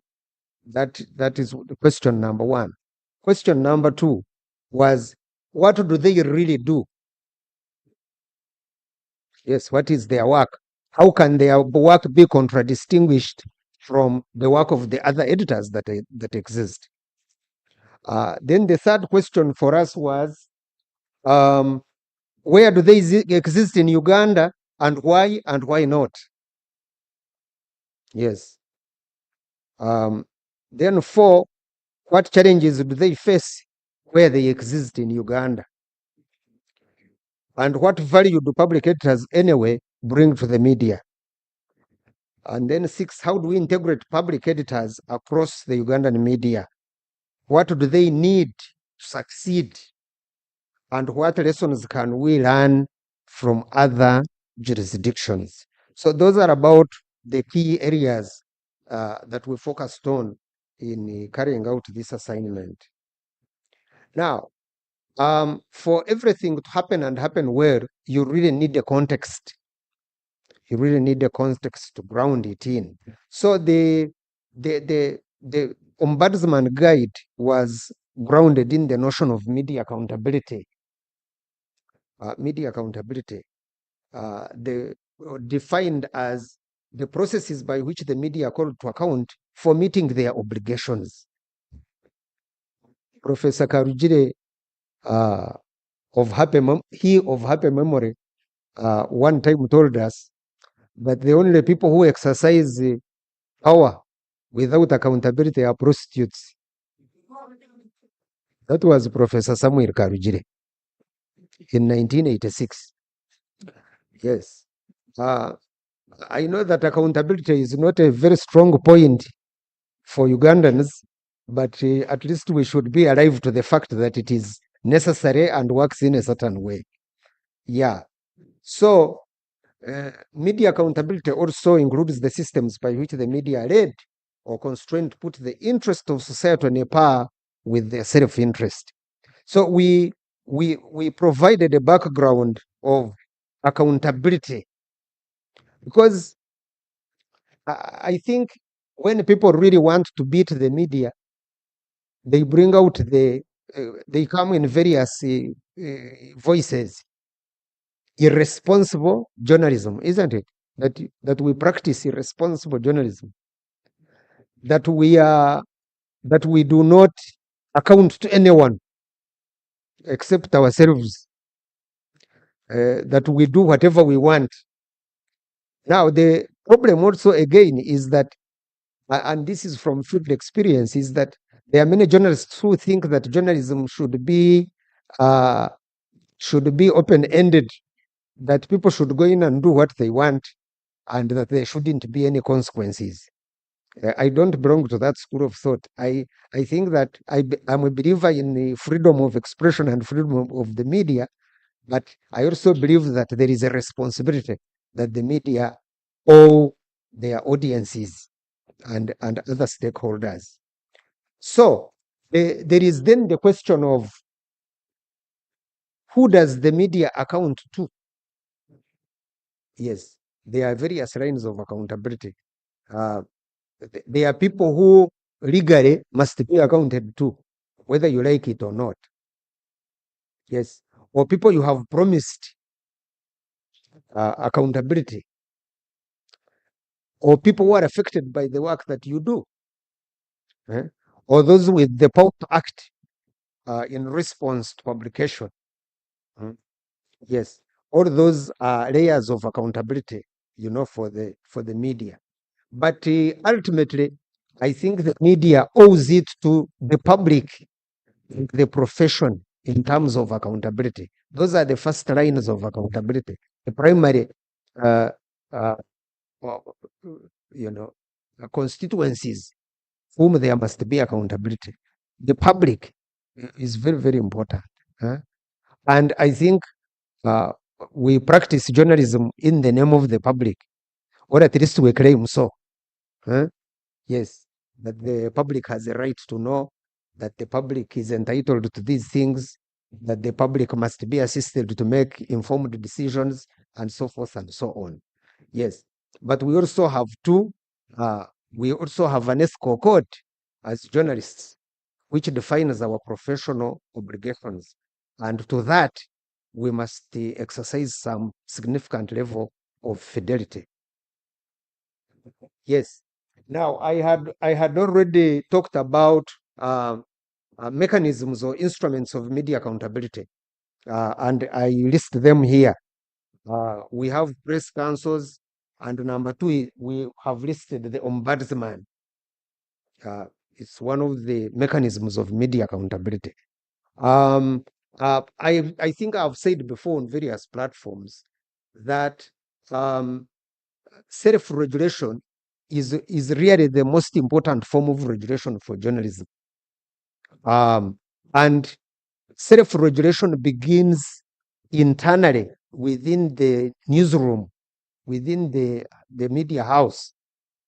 It may eventually cohere into an industry-wide self-regulatory system, but there must be some form of self-regulation. And if you don't have any form of self-regulation as a media house, then quite obviously you have missed the boat. You have missed the point. Yeah, because there must be an internal mechanism that regulates your work, even if nobody has come in to regulate you, but you must take it upon yourself to regulate your work as a media house. That's really very, very important.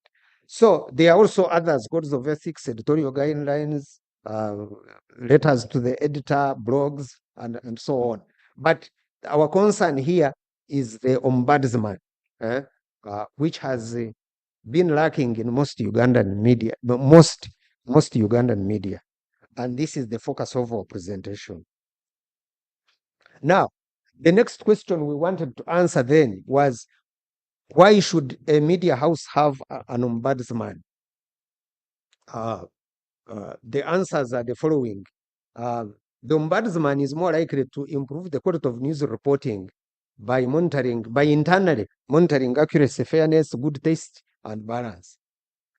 So the media ombudsman works like the ombudsman that we politically know of, the IGG, the Inspectorate of Government. Yes, Of course, our IGG has been so remodified in the last few years as to be fairly unrecognizable from what it was in the past. But that is really the job of checking, of being an auditor, an internal auditor of things. Two, to help his or her news organization become more accessible and accountable to the public, and thus become more credible. To increase awareness of its news professionals about the public's concerns, save time for publishers and senior editors or broadcasters and news directors by channeling complaints and other inquiries to the appropriate individual, to resolve some complaints that might otherwise become costly lawsuits. Yes. So that is what the ombudsman is likely to help the news organization to do. You know, ensure that there is quality, improve the professional focus and practice of the news of the journalists and so on, and become a bridge between the news media organization and the public, and even prevent costly legal suits. When people have recourse to a news media organization, they are probably more likely to want to exhaust that avenue than immediately run to the justices of peace or related people. Yes. So then we said, what should then the ombudsman be doing? Listen to public concerns about journalism, determine whether complaints are credible, present the complaints to the right people in the organization and try to elicit an answer. Yes, and if the complainant is still dissatisfied, the ombudsman is there to investigate and report his or findings to the specific complainant and to the public at large, as well as to the organization. So the ombudsman is more likely to work as a link, between people, between the audiences and the news media organization. And we think that is an important aspect of this. Yes. In more established, in countries which have more established offices of ombudsman, the ombudsman is more likely to work as a mediator between complainants and the media organization. Of course, people will come to complain to a person that they have trust and confidence in. And so that takes us to, the nature of this person you are going to appoint. It shouldn't be anybody. It should be somebody with the requisite experience, the integrity, experience, expertise, and so on. And also be a go-between, shuttle between parties, and ensure that if there are issues to be resolved, then they are resolved. Yes. So what are the challenges? The challenges we found out about where ombudsmen actually exist. What are the challenges? The first one is lack of awareness about the importance of that office, including amongst the journalists themselves. The journalists we talked to either did not understand what even an ombudsman or public editor was, or did not see the importance of such an office.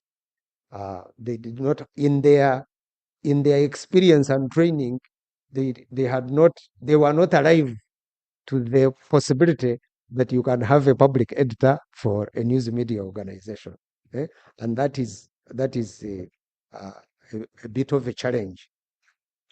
Then two, the failure to establish effective and functioning structures to achieve it. Yes, you can establish an office, but if you don't give it the requisite resources to make it work, then it will not work. And sometimes that is what happens. So there must be resources available. Yes. The third challenge and this is global, is sacrificing journalistic ethical and accountability values for profit, especially by powerful corporations. And this is also what has often failed self-regulation, media self-regulation, that if people are happily making money, they don't see why they should voluntarily exercise restraint upon themselves, because regulation necessarily means that there is some form of restraint, that there are certain things that you think you are not going to do, even if they look attractive and profitable. Yeah, so that is also the problem with the public editor, that a news media organization that is considerably focused on profit making is likely to look at this kind of office as simply an annoying inconvenience, and therefore not want to get involved in the creation of the same for their own organization. Then the other challenge is also low public awareness and participation by key public about key public issues, which affects the perception and conviction about values like media accountability. Yes, the low public awareness is lives with us. The other day I was meeting a group of people. They were wearing certain party symbols, and there was written a slogan, protecting gains or something like that. Then I said, what gains are you protecting? And none of them could say to me any gain, but they were happily involved. I am not saying that there are no gains, please get me correctly, but at least we should be aware which gains we are doing what. We are protecting ourselves, even individually, not somebody else's gains. So low public awareness is a problem actually for the media. I think we don't need to overemphasize this. Media literacy levels here are very low, and that is why when even people like Rosemary Kemich are talking about journalism as a public good, people don't understand exactly what she's talking about in the ordinary sense, because if you have low awareness about even yourself, it becomes even more difficult to be aware about certain concepts like journalism as a public good. Yes, so low public awareness and participation is a problem. So if you create a public editor, then it means that the public is going to use that office for certain issues.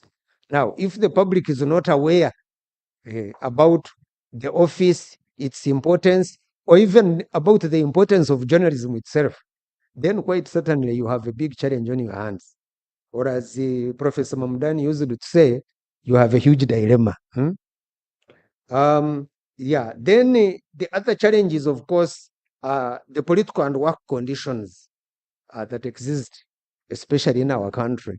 Not long ago, we were talking about journalists' safety in elections here, and I think we are all aware about what goes on around journalists, not only during elections but also in other circumstances. Harassment by police, poor payment, and generally a convoluted political situation, convoluted political situations all around the continent.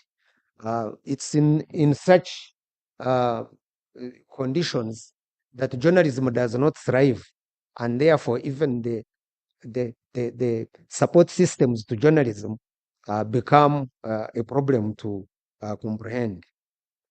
Yes, so then we talked about, in this we also talked about how do you create an ombudsman in a news media organization? What are the steps you need to take into your stride, create this office, if you are convinced. The first step, of course, is to set up the position of the public editor and create it and be intentional about it. You don't just slide into it, or it just doesn't come to you as a fashionable thing. You must be convinced that this is an office that you need and that it brings value to the organization. So you want to be accountable to the public in a more structured manner.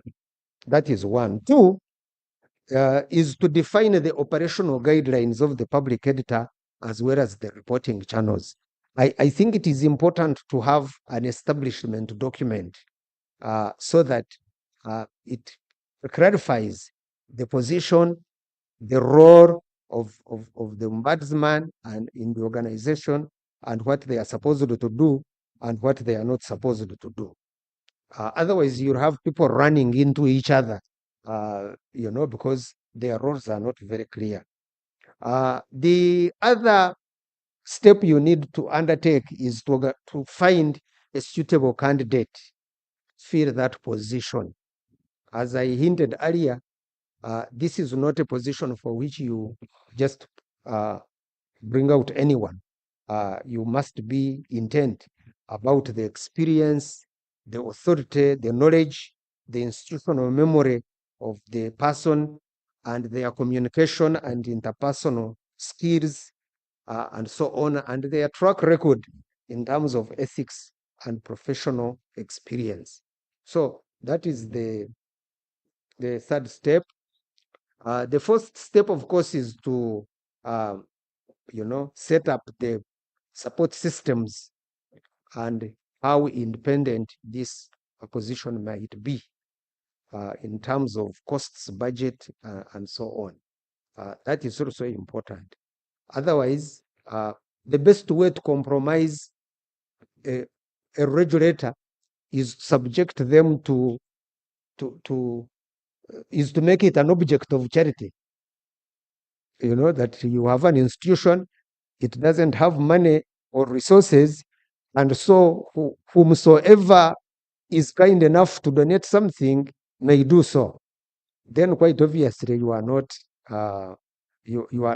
this office is going to be, will never find any independence at all, or even the backbone to do the job that it is required to do.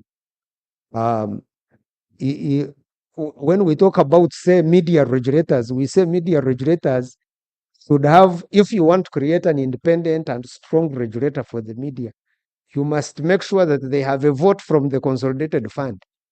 If you subject them to the whims of the minister and permanent secretary, then quite obviously, when their interests clash, they are going to close the financial taps, and then the regulator can't work. Yes, so that's also important, because the office of ombudsman also has some elements of regulation, of internal self-regulation that must be protected. Then the fifth step is to prepare the newsroom to understand the role of the public editor and the philosophy behind it, the benefits to the organization and the public, and what is expected of the newsroom and its leaders. So it is important to establish the ombudsman as a collective office for everyone, and they must see the benefit of this. If they don't, if they internally, the newsroom does not appreciate the public editor, then the public editor has failed even before he or she has started. There must be a good appreciation internally that the public editor's office is important to the organization and that everybody appreciates the work that they do. Then the sixth step is to announce to the public that there is this opportunity of engagement between these media organizations through the public editor, and also introduce this person to other stakeholders like the state and others and other actors.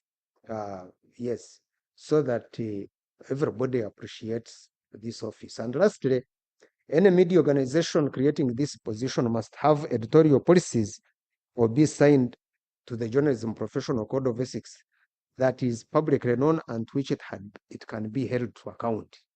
That's also very important. How many minutes do I have? I wouldn't like to be told that I have 1 minute when I still have like 5 slides to do. Because I can speak until morning, I am a teacher. Yes. So we also there is a more detailed document about this. I'm just giving you a large, fairly large preview into the document. Yeah. So we also looked at the approaches useful in the Ugandan context. How do you ensure that the ombudsman works? Yes, public education about the essence and role of public editors is very important. Yes. Does the public understand? Our research showed that the public does not even understand what a public editor is and how different the public editor is from the other editors. Yes, so that's very important. Then two, journalists' understanding of the role of the ombudsman and the value such office brings to journalism itself as a check and balance mechanism. As I hinted earlier, many journalists, especially the further away you go from Kampala, did not even understand the concept of the ombudsman or the public editor. Where people had an idea, they couldn't distinguish between the ombudsman and other editors. Yes, and so on. And that is a serious matter. Then the other, the other issue is about the involvement of key stakeholders, particularly the owners. Yes, because the owners are the ones who pay for this office and provide the resources, not only to appoint these people, but also support their work. Then next, research and documentation to inform policy and action. Yes, there must be constantly. Research is best. Policy is best informed, and certain actions are best informed by research and documentation. Because even the owner may ask you, where do these public editors exist? What do they do? You must be ready with the answers. Yes, and then of course, networking and collaboration is very important. Networking and collaboration is very important. I thank you very much, and thank you for listening to me, and I will entertain questions and comments. Thank you once more.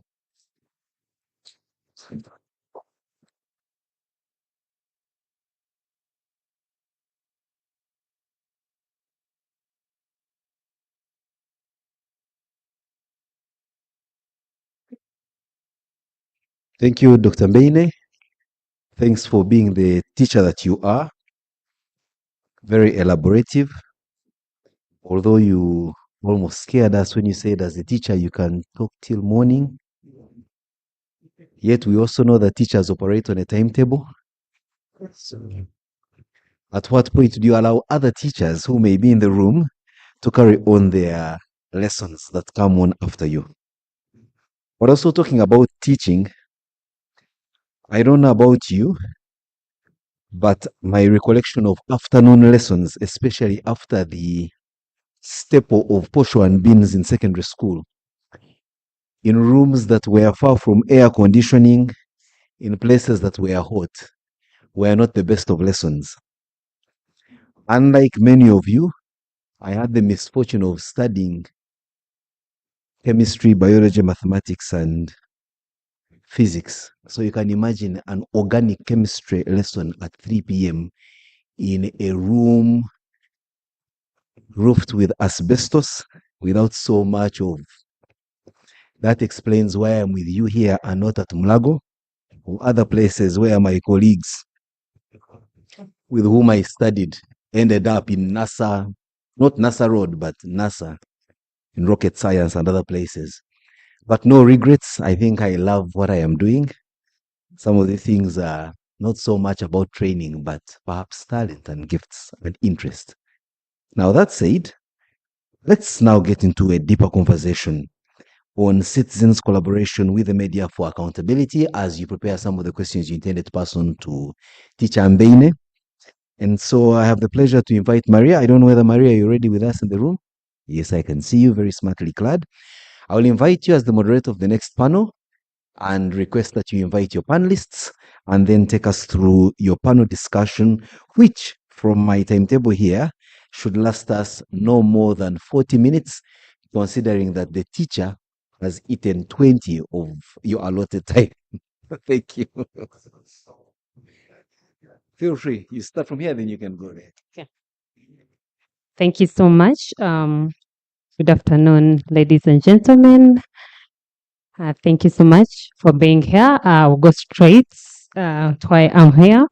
I'm going to invite my panel that is comprised of media leaders.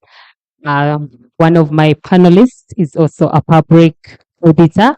And what we are going to do is to go deeper into the conversation of the role and the reality of this office in the Ugandan setting. So join me to invite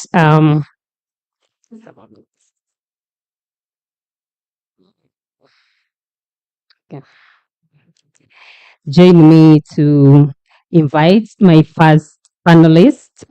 He is the Executive Director of Kampala Reports. He has extensive experience in journalism work. He has been an editor for over a decade, and we believe that he's going to give us a deeper context of this role. Join me to welcome Mr. Alex Athaire. On second to my panel is also an executive director of the Observer. He has experience in editorial work and media industry at large. Join me to welcome Mr. Pius Tuzi. Thank you. My other panelist is from Uganda Broadcasting Corporation. She is a senior editor. She has extensive experience in the industry, and she will give us the context of this role, especially in the public broadcast. Join me to welcome Ms. Juliet Naiga. And lastly, hopefully I mentioned his name correctly. He is a public editor himself, and he has been in this role for some time. He will give us the context and the lived experience of this role. Join me to welcome Mr. Charles Bichachi. I'm not sure about the pronunciation, but thank you. Okay, so, sorry. Doctor, you'd like to join us? Please, you can join us. Public demand. Doctor, public demand. That you join. Okay, thank you so much, Doctor. Okay. So we'll go straight to the conversation. And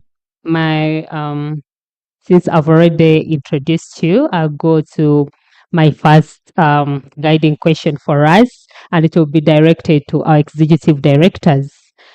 From what we have heard from the guideline, the public role has changed in terms of the value due to the change in the business model, especially in the African setting. I would like to know from you, Mr. Athaire, according to you, how does the public auditor's role translate into business in your context?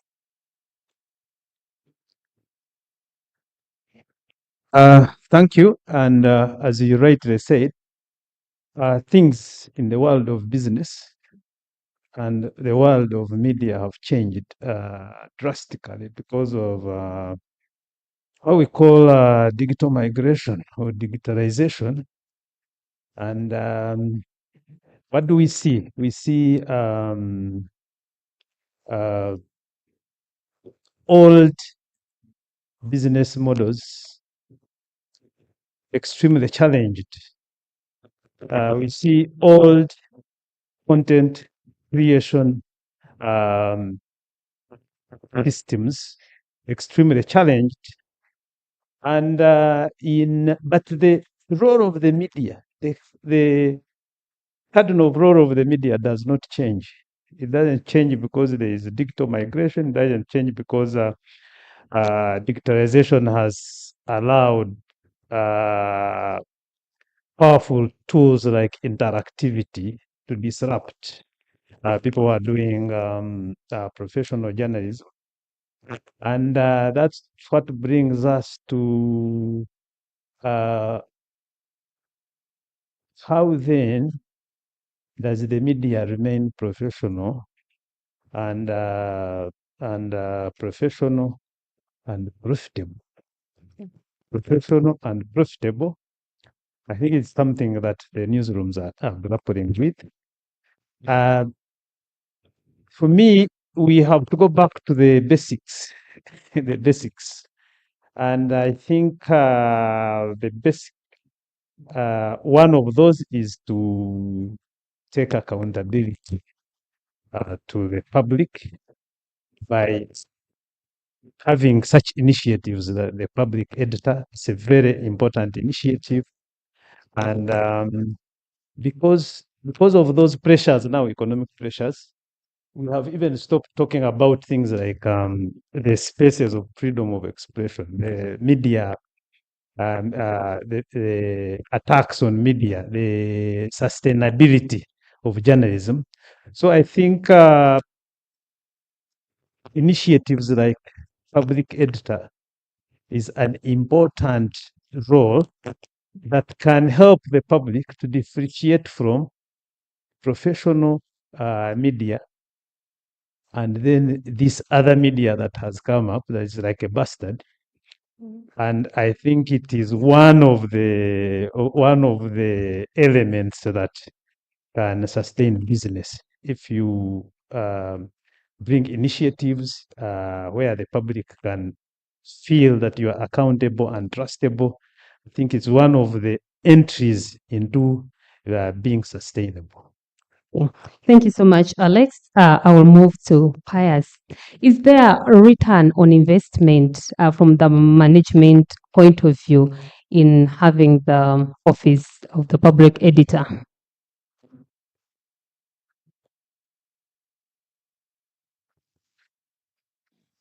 Thank you, Marie.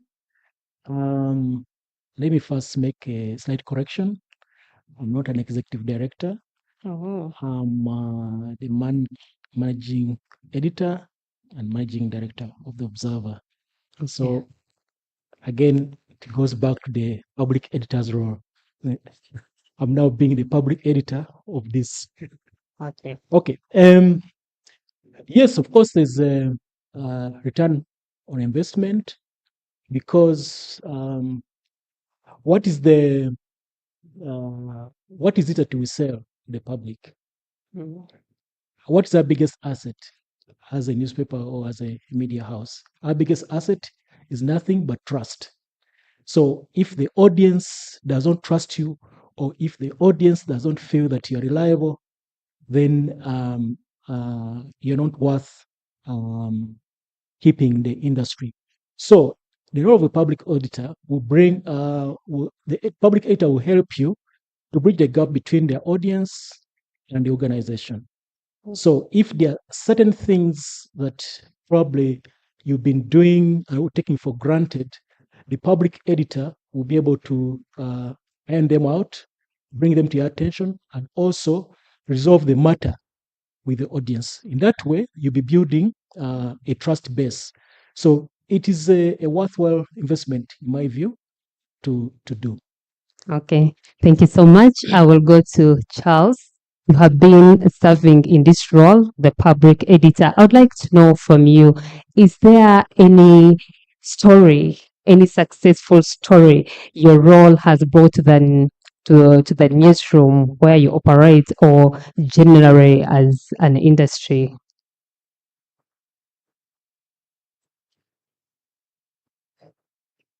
Okay. I think the role of a public editor cannot be judged on stories.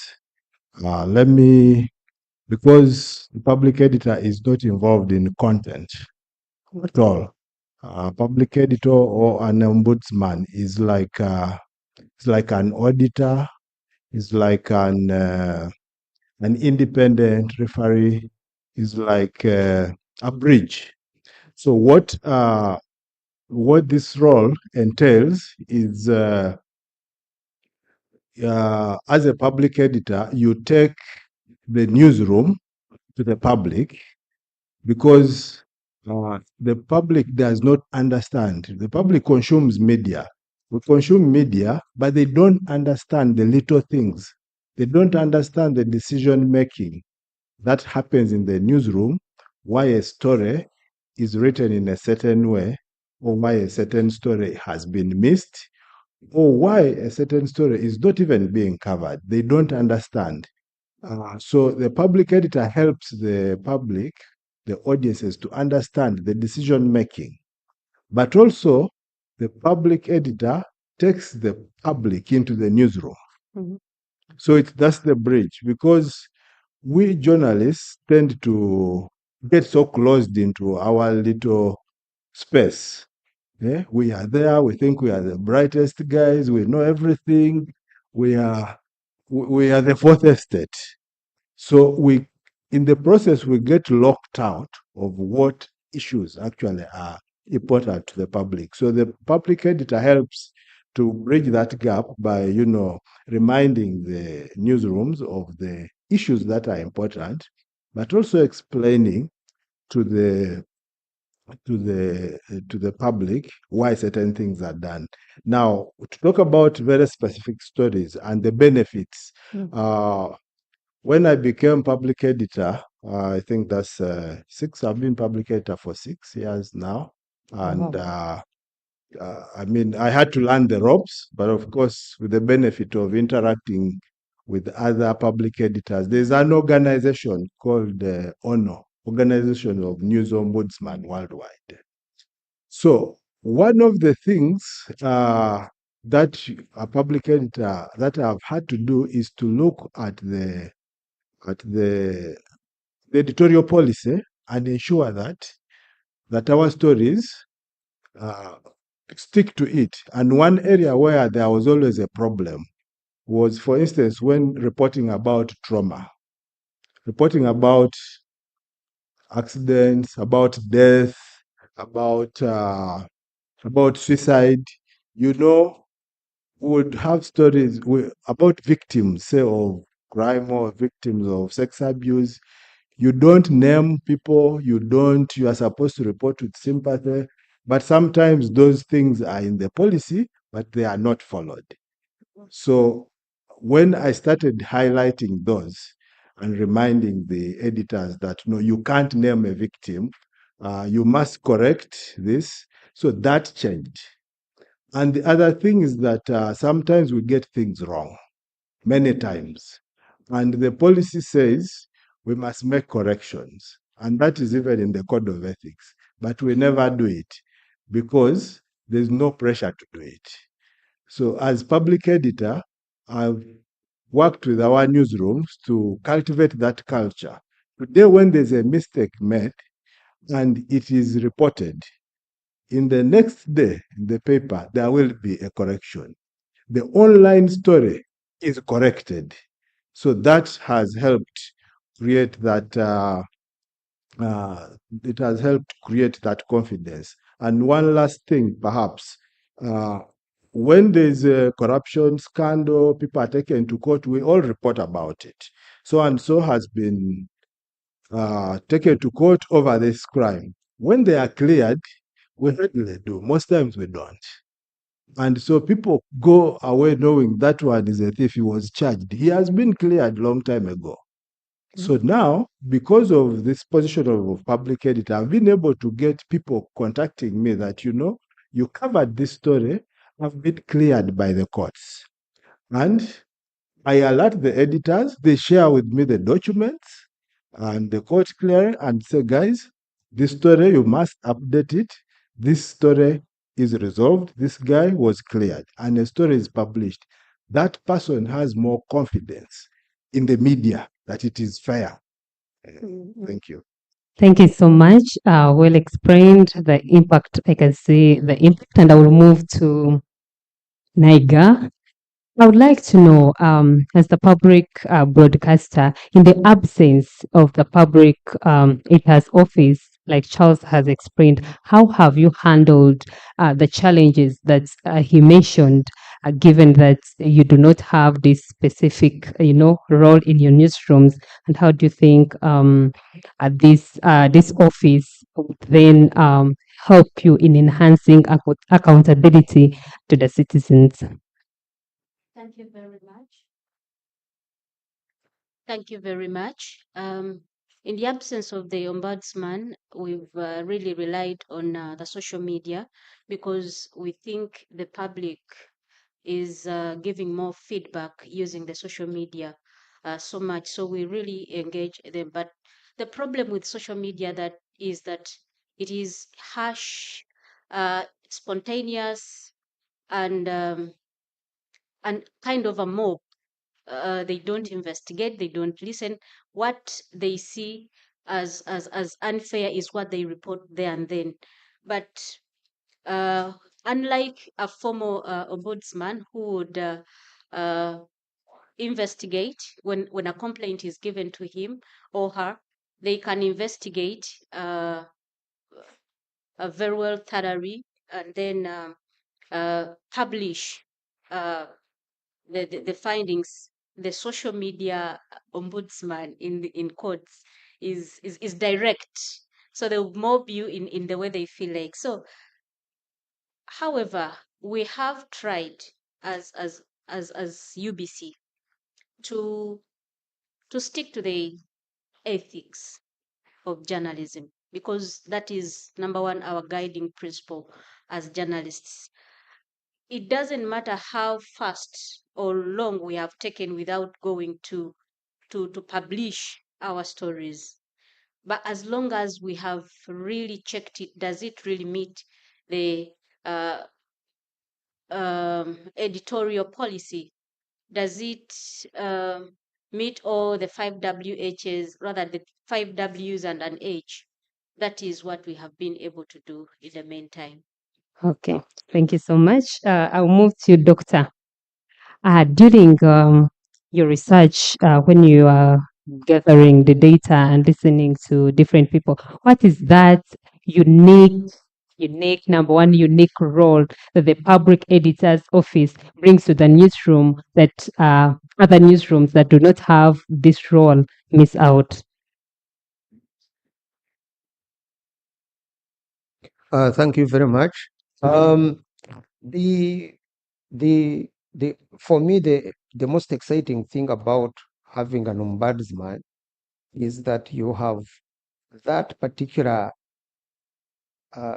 should I call it basement or layer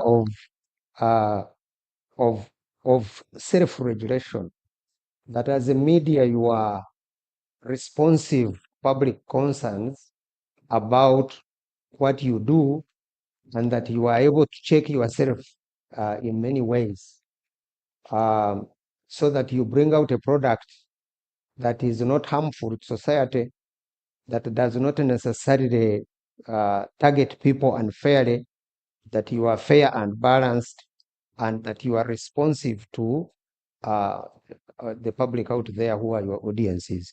I think that is very important. But secondly, having a check and balance mechanism and bringing it out to the public, making it available for the public to use, also increases the credibility and also, most importantly, the trust people have in your institution as a professional outfit.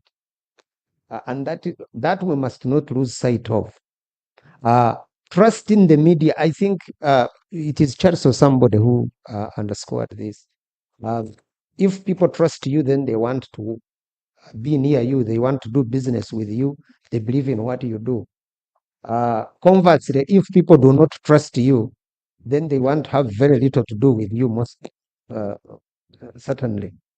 Yeah, and so for me, the issue that came out was that if you have a process of accountability, holding yourself accountable to the audience that you need, which an effective ombudsman would definitely render to a media organization, then quite certainly you'd be able to do business with the public. The public will feel you, they believe in you, and they'll feel that they can trust you quite significantly, and that's very important.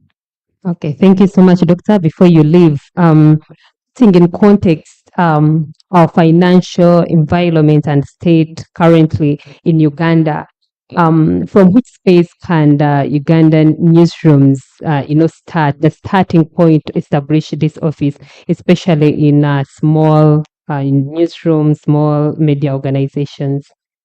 Well, I think that has been resources are always an issue, especially when you move away from the big corporations, which I think also have their own financial challenges at that level. But the further away you move from the bigger boys or girls, the more difficult some of these questions become. For me, I think the most important thing is that there is an intent on having this office. Yeah, if you are intentioned about having this office, you must look at it in the way you look at marketing, sales, and so on, the things which bring value from the other end of things. But quite obviously, this is an issue that needs some more discussion. In one of the meetings, even somebody has raised the possibility of pooling resources. Like, for example, can we have regional ombudsmen so that if media houses individually cannot fund this office, can we have a collection of them contribute something, and then you have an ombudsman that takes care of a certain area? I don't know how feasible this is, given the way media individually relate to each other, but that has also been mooted. But the issue of funding, because I'm told that some media houses can't pay their employees, especially the upcountry ones, that even those which do pay them much less than you call decent, a fairly decent wage. Yeah, but if the office is important and we all recognize this, and we say where we can put resources and have a regional or an area specific ombudsman for that purpose, maybe that would work. But the people who work actively in the media industry may wish to pronounce themselves on a matter of this importance. Yes, thank you so much. And we'll say, Doctor, I will give the microphone on the same to Alex to shed some more light. Yeah, by the way, I'm the editor of the Kampala report, not the executive director. So I came here as my right as the editor of that platform. By the way, I am also the treasurer of the guild, and we commissioned this report because we are looking at how we can foster and enhance professionalism in the media as one of the tools that we use to drive sustainability across board in the industry. And one of the things that we understand is that because of so many things, people are changing from this model to the other. People are shifting from previous business models. So we know that there is normally a problem of resources. And but I would want to believe that creating a role like the public editor, which helps you to deal with sustainability issues, should not be a big problem for the big media houses. And so on that front, we want to do engagement to drive the importance of creating these roles.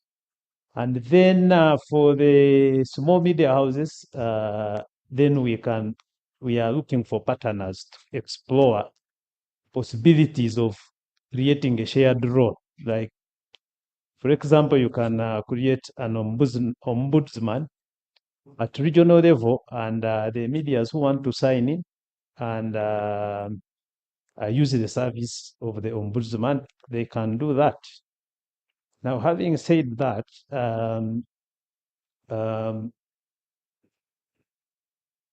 yeah, so that is the outlook. That is the outlook. We are looking for partners to see how to take this from a feasibility study or research to take it practically to the newsrooms. Okay. At the Kampala report, is it something that is in the pipeline? Is it something that you're thinking about? We would happily, because we are still a small media house, we would happily join in as a shared effort if it is an industry driven objective. Okay. Pius, the Observer is one of our big media houses in Uganda. I love that paper. I would like to know what has been your most greatest challenge in having this office, despite its great role and credibility. Thank you, Maria. Of course, the challenges are financial, but that doesn't mean that we don't value the office. Okay. I was talking to someone, and someone also directed me to something which I think is relevant to this discussion. It was a sociologist who was asking that, by the way, do you know why these days the modern marriages don't last?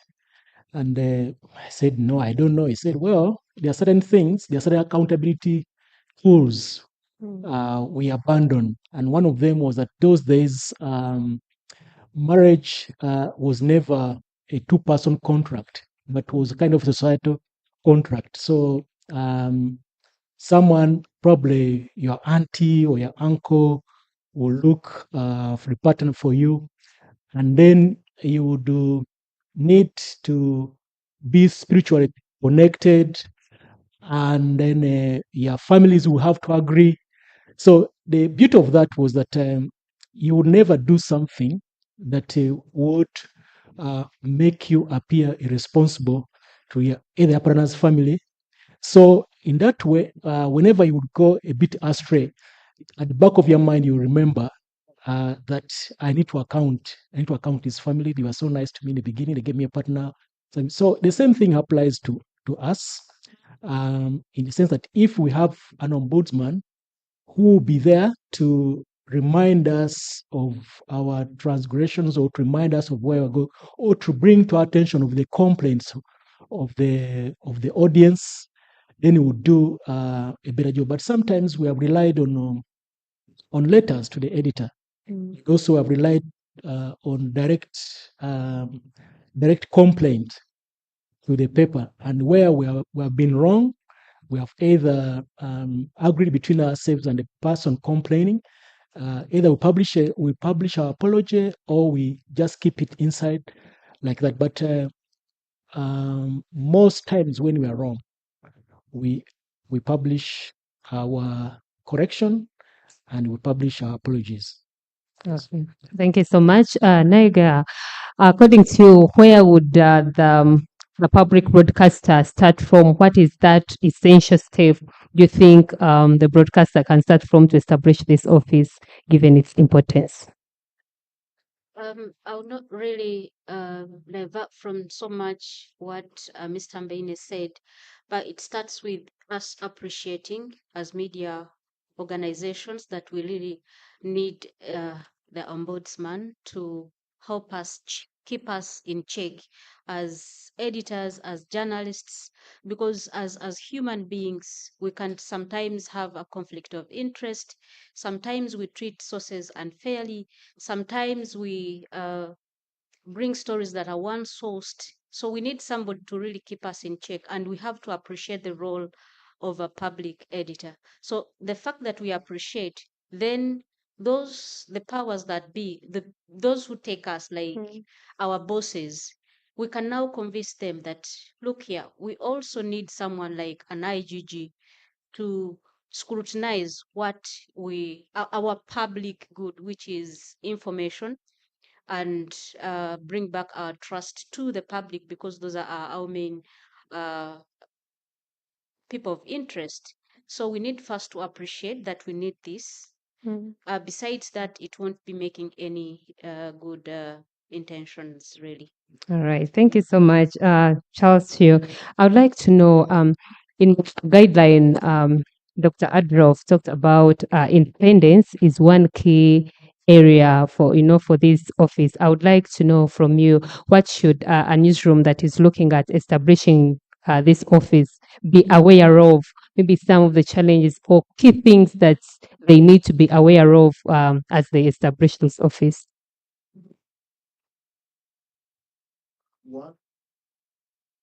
One of the starting points is when you're setting up the structure of a public editor or an ombudsman.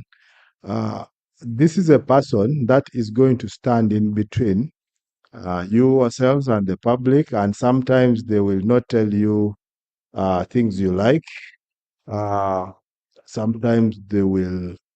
So it's you must protect the public editor to have the authority and the what do you call it, the security to be able to tell you, even the owner of the business. So what happens in most places around the world where you have a public editor, the public editor does not report to management. So they are not supervised by management. They are supervised by the board. So you insulate the public editor from the pressures of management, which might sometimes not be happy with what the public editor does. It's the same thing you do with the judges. The judges are protected constitutionally, so that even the president can't just wake up and fire a judge. So a public editor needs to report to the board or the publisher. So then they can hold the journalists and the management to account without fearing that they will not sign their check. Okay. And also, of course, the public editor must operate within certain guidelines. The public editor is not above the rules of the organization. So when they break those rules, that is when they can also be held to account. But provided they operate within the parameters, they must have security to be able to speak for the public inside and to be able to have the confidence to interpret the rules. Okay, thank you so much. We are coming towards the end and the closure of this session. I would like to use the few minutes that we are remaining with just to welcome one question from the audience that you would love to ask any of my panelists. Someone to help with the microphone to him.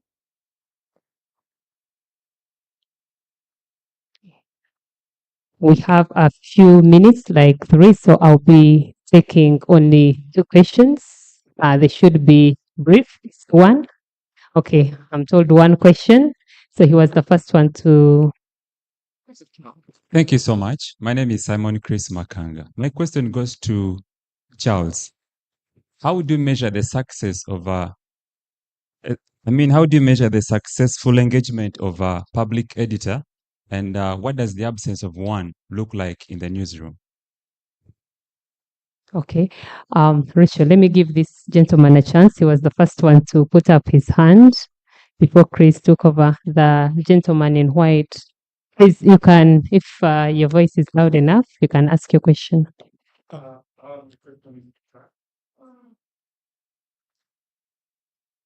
Is there what it does? Is there an instructor that has given you headache like this one, a conflict between an editor and a reporter? Is there that special incident that gave you headache? Can highlight for us? Okay, let's allow Charles to respond. Okay, thank you very much. How do you measure the success?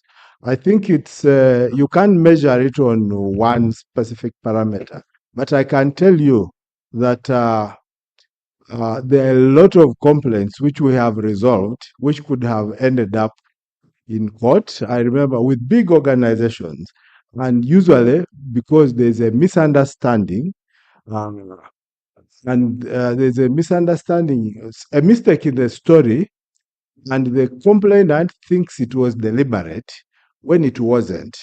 And sometimes the editor made a mistake without knowing that it has huge implications. So as public editor, you are able to bring these parties together and take away the personal feelings of the complainant and also the resistance of the editors, because we journalists sometimes don't like to be seen to be wrong. We say we stand by our story, even when we are wrong.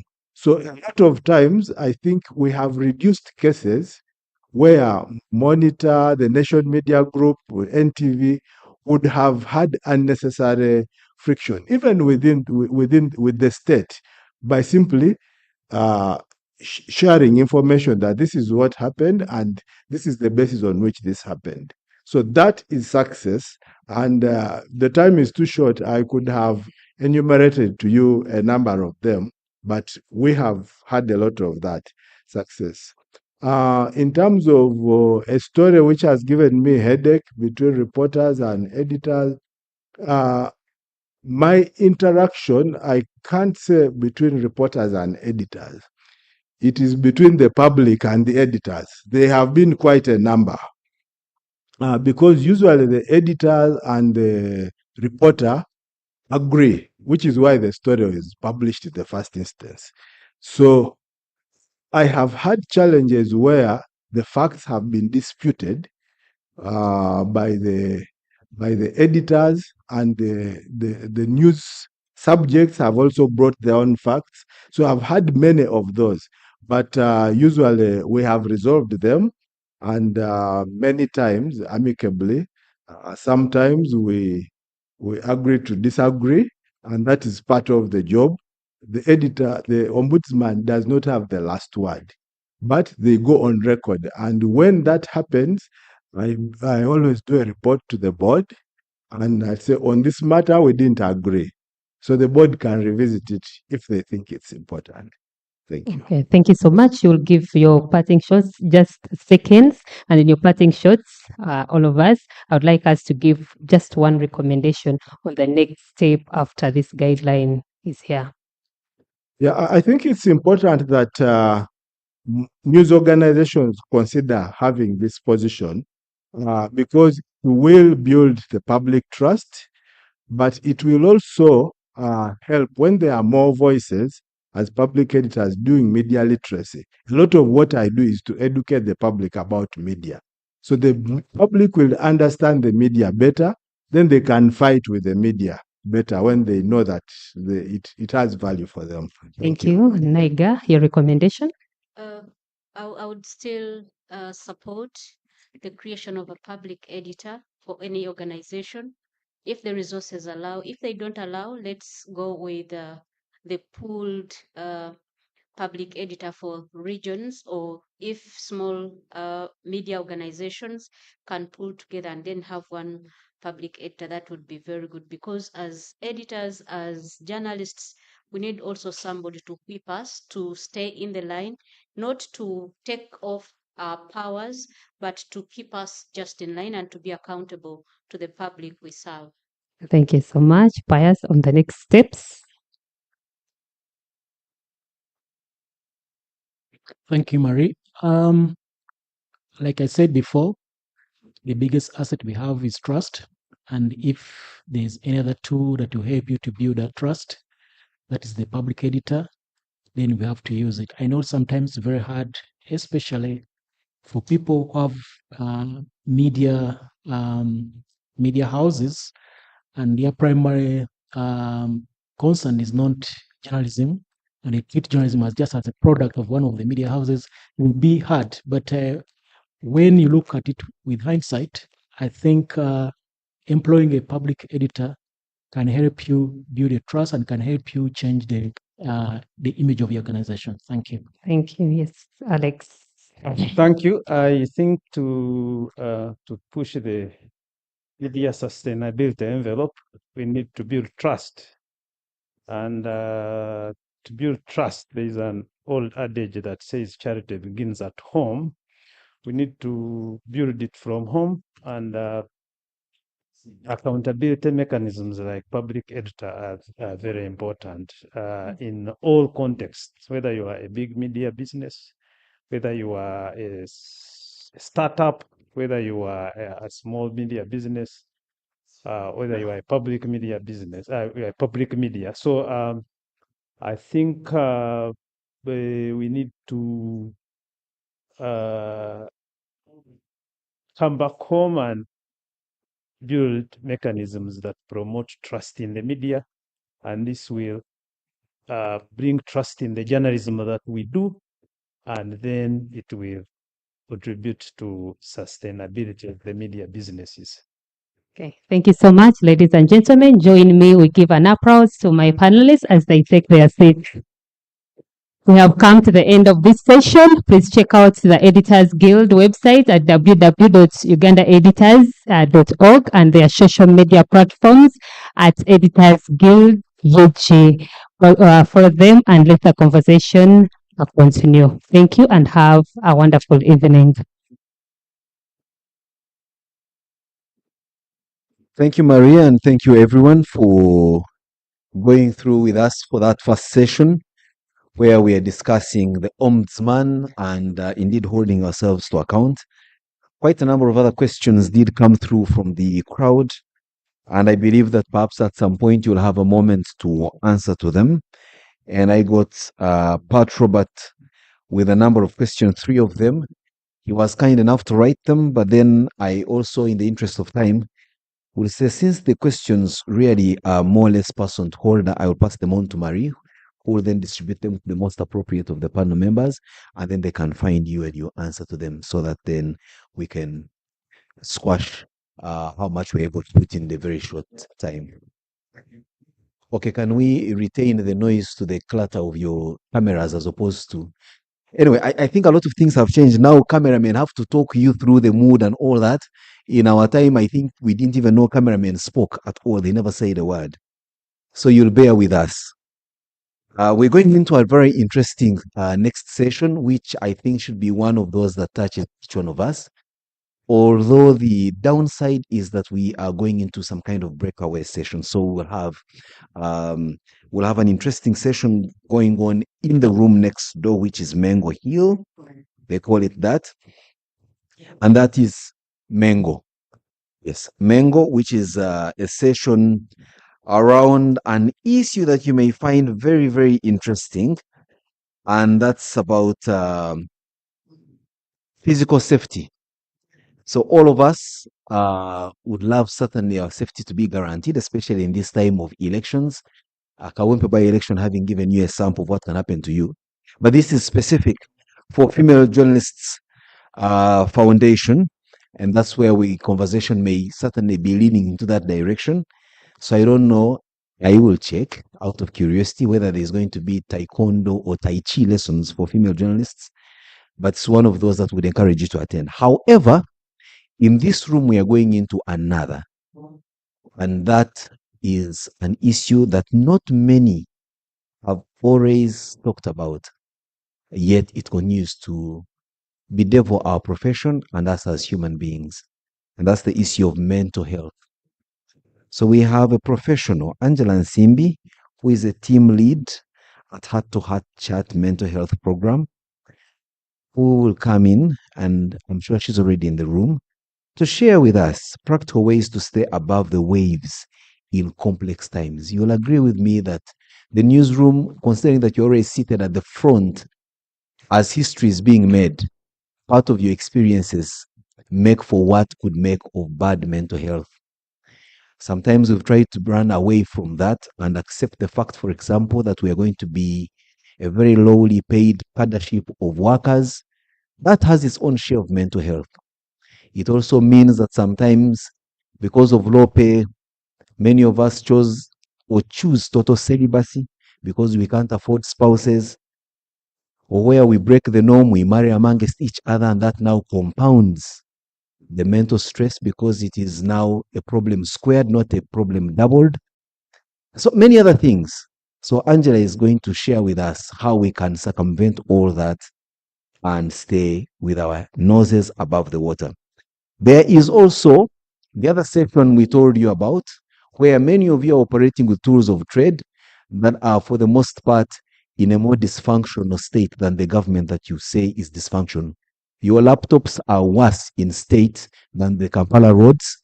Your cameras do not perform anything close to the garbage collection regime at KCCA, and yet you'd be the first people to shout when you fall into a pothole, and yet your cameras look like the Kampala potholes or worse.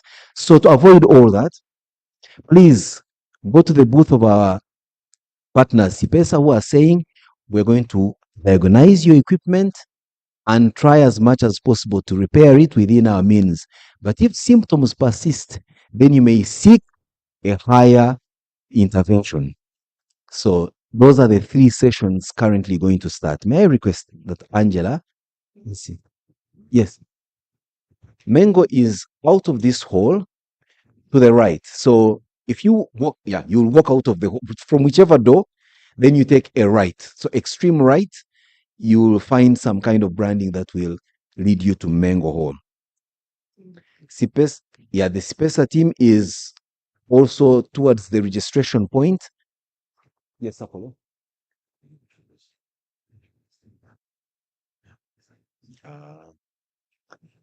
And then that's not even the most interesting thing. I told you ours is a very action-packed program. And now the challenge is that after all this, we are going into the conversation around the insurance scheme for journalists. So yes, you have struggled with low pay.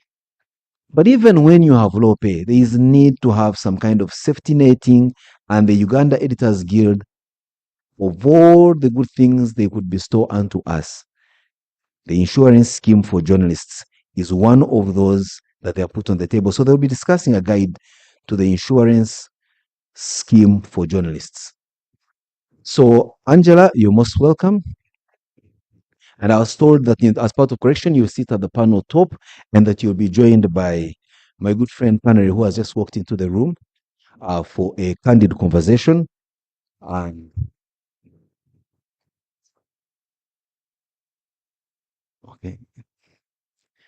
Now, Jan, you're causing a bit of mental anguish for me. I am only able to multitask the effect that I can see and talk, but not take instructions as I talk. Most welcome, Canary. For many reasons, because he works so hard, lately he has become the postcard image of mental health concerns, but we are glad that he's here to share with us. It is just that his story is out there. Yours is yet to be told, but I'm sure many of you are sitting on a story more ballistic than his. So sometimes it's important that we are candid and honest with ourselves, but also not selfish, so that you keep your story to yourself and help others who may be going through worse than you're going through. So Angela and Canary, the floor is yours. Please take us through. But as a way of preamble, you can filibuster for 1 minute as the other group goes for the other session that speaks to physical safety. So I know many of you have a very difficult choice to make: mental health and physical safety. So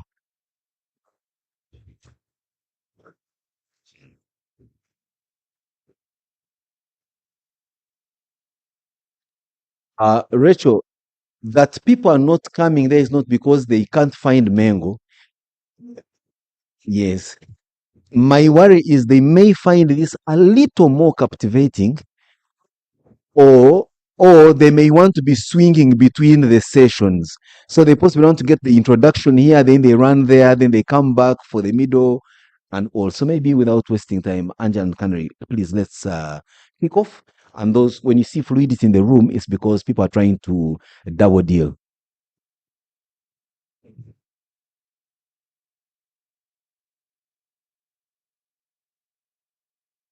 So now, what I want to first know from Jean, how do you want us to do this? Is someone going to moderate?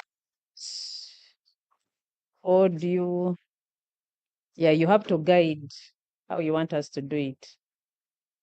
I'll start with a presentation. Huh? Okay. Although normally I like to stand up. These things of sitting when I'm talking. Yeah. Angela, you have the liberty not just even to stand, but you can in fact walk around. We have a move about mic for you to feel free.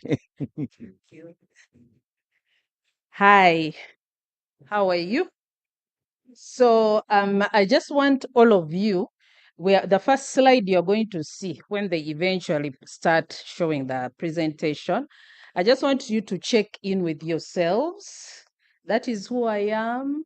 But the next slide, just how are you right now? You see what I'm trying to do there, the mental health check-in.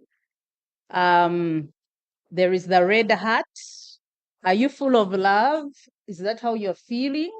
Are you doing something amazing? I'm just choosing a little bit of those things. Then the black hat, some people might not be able to see it. I'm really in a dark place and I need someone to talk to. So you just have a mental health check.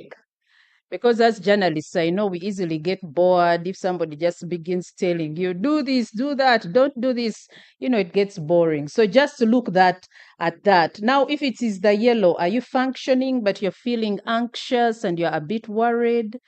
Where are you? And then as we do that mental health check, because I was told we need to understand practically how we can build our resilience as journalists. Okay, by the way, I'm a journalist. It's just because I'm in another space now. So that tool there is actually an online tool.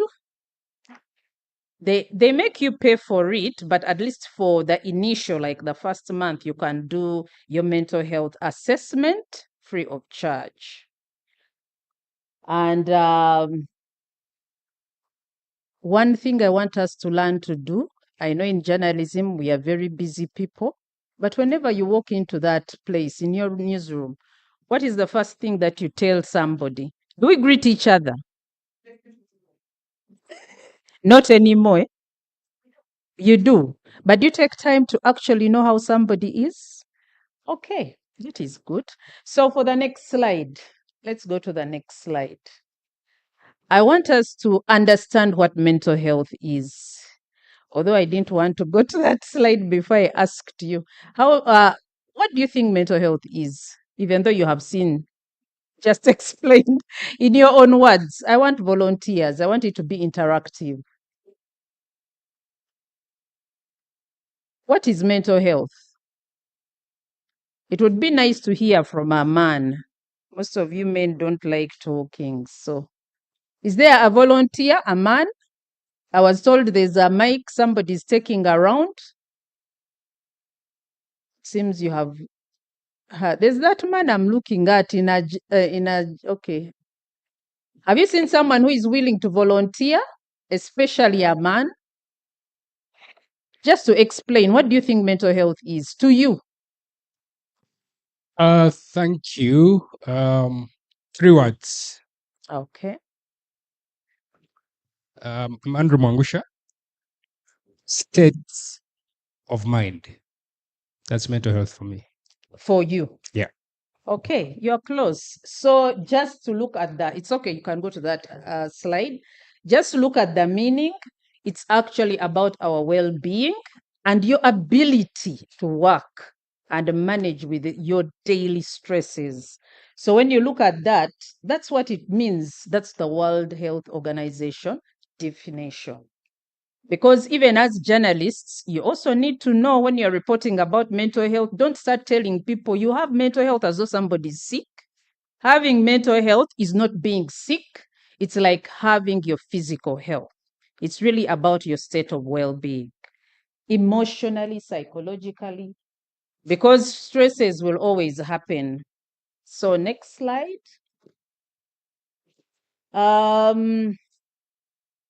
Did someone remove the picture which was there? I think someone deleted the picture. Because for me, the reason why I had to do the work dynamics, there is a picture which has to be there. And I think someone has removed it.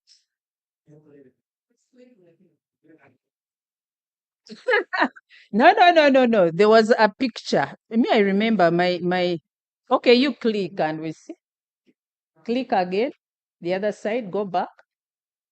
Anyhow, it seems you don't want to see the picture. So that picture was really about the work dynamics of a journalist, what life really is on ground. Yeah. And let's do the next slide. And I was showing, I borrowed those pictures from other media houses. So it's not me who took the pictures. It's just about how journalists are dealing and navigating on the ground, the reality on the ground.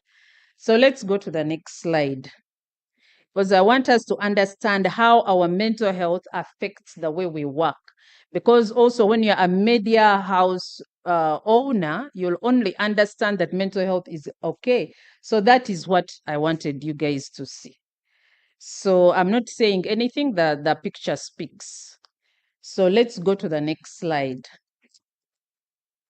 So I want us to all understand what mental health, when you're having challenges, how that looks like in terms of money.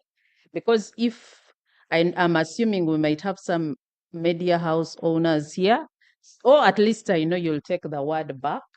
When things are bad, this is what it looks like. I know many people's working environment, the working conditions are not good. I recently have my daughter graduated, joined a newsroom, and the money she brought at the end of the month was not even 50,000. And she would work and her work would be published, but it was not even 50,000. Long working hours, the work overload. I'm quoting a study which was done by Kamisi, Musanji, and other researchers. So the situation, of course, of working has become worse because of unemployment, high unemployment rates. So what I'm saying is not even news. But now when we get to the percentage, 68% of the working population is estimated to be experiencing mental health challenges. And then over 78% of the employers have never offered any form of mental health support. I don't know if any of you guys are blessed enough to have gotten support from the media houses. Any of you? For your mental well-being. Can someone share if there is anyone who has gotten that kind of support? Yeah? If it's a team, it's also not bad. Even individually, it's also not bad. So if there is something that is being done, let's mention it.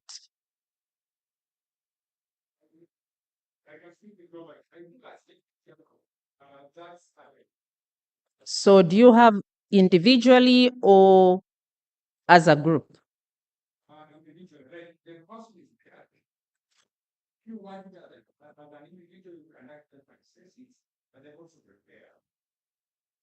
Oh, so in short, you have therapy sessions? Oh. No. Okay, explain it, quantify it. I don't want to put words in your mouth.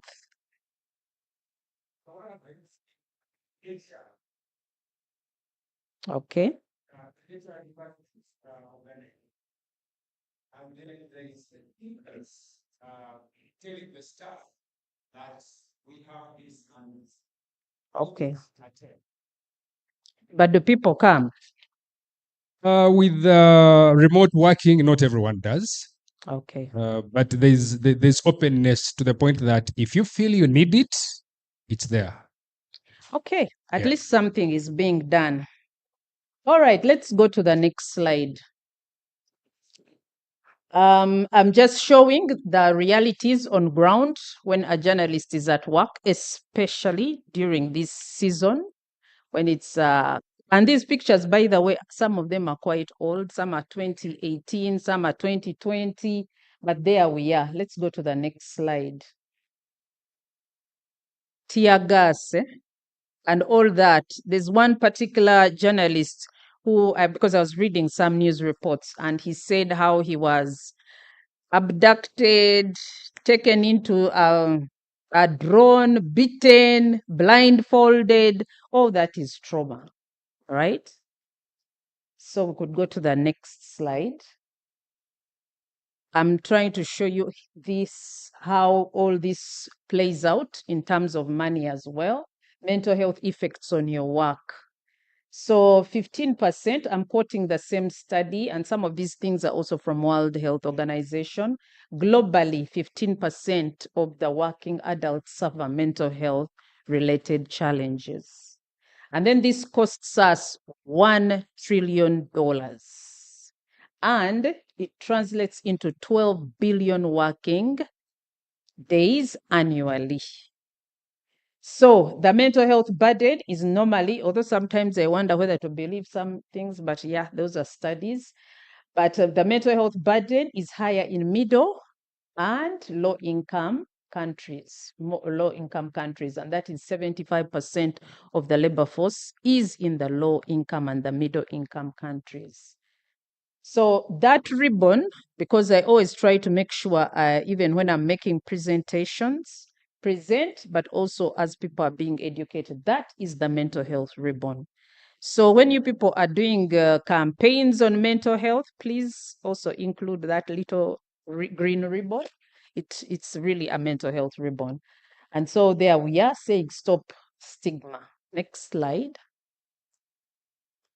So anyone who knows what they feel like when they are not well, emotionally, mentally, I have been there, so I know. But before I even say anything about myself, I want to know if any of you, when you have gone through certain seasons of your life, how do you feel? What shows you that you're not okay mentally? It doesn't mean that you have to strip. Some people might fear to share. You don't have to first strip, because you might actually never even strip naked, but when you're not well. Yeah. So anyone, like, have you ever lost interest in what you love doing? Lack of sleep, insomnia, loss of appetite. And then psychologically, there's something they call comfort eating, where you overeat, not because you are hungry, but when you are really low and depressed, food is your go-to place. I can see some people are not comfortable about those things. Do you overspend? Because there are some people also, when they are having their money, are enjoying, you feel you are there, you really spend. I'll give an example of somebody, because I also support people who are navigating their recovery with their mental health. So one person confided in me and said, there are seasons when things are really tight and she's having mania. Mania is when you are too excited and it's disrupting other people, that kind of thing. So when she was having a manic episode, what she did, because she had a shop, she would let people come, take everything you want to take. So people would actually take her stuff and they wouldn't pay for it. So when she would be calm after taking her medication, then she remembers, oh, I have a business to run, and people took the stuff and people wouldn't bring the things back because they were also taking advantage of free things. So when it comes to grandiose ideas, Grandiose. I want someone to explain to me what that is. Because those are some of the issues which might happen if you are facing challenges with your mental health. Is there anyone who wants to try? This time, is there a lady willing to explain it? There's a lady there in blue. I don't know if she could share. Do you understand what grandiose ideas is? From your own understanding, you could explain. Okay. Grandiose ideas, it's basically when you are in that state of mind where you think, okay, this time I'm giving an example. This guy has shared his story before, so it's okay. I'll share his story. He said when he had a manic experience, he went to State House. He said he wants to speak to the president. That is actually Engineer Andrew Begumisa. I can say his name because he's public regarding his mental health. And Bambi, they grabbed him and locked him up in a cell. But for him, he thought, I just want to talk to this guy. He was very excited. They even grabbed the border guy who took him there, you know.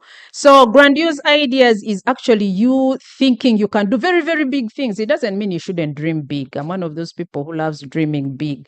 It's okay to dream big. But when it's way, way, way out of what you can handle in that point in time. That's what they mean by grandiose ideas. So because I am a woman of faith, I believe that also the Bible helps us to heal our minds. I quote a verse here, that is Isaiah 30, verse 31.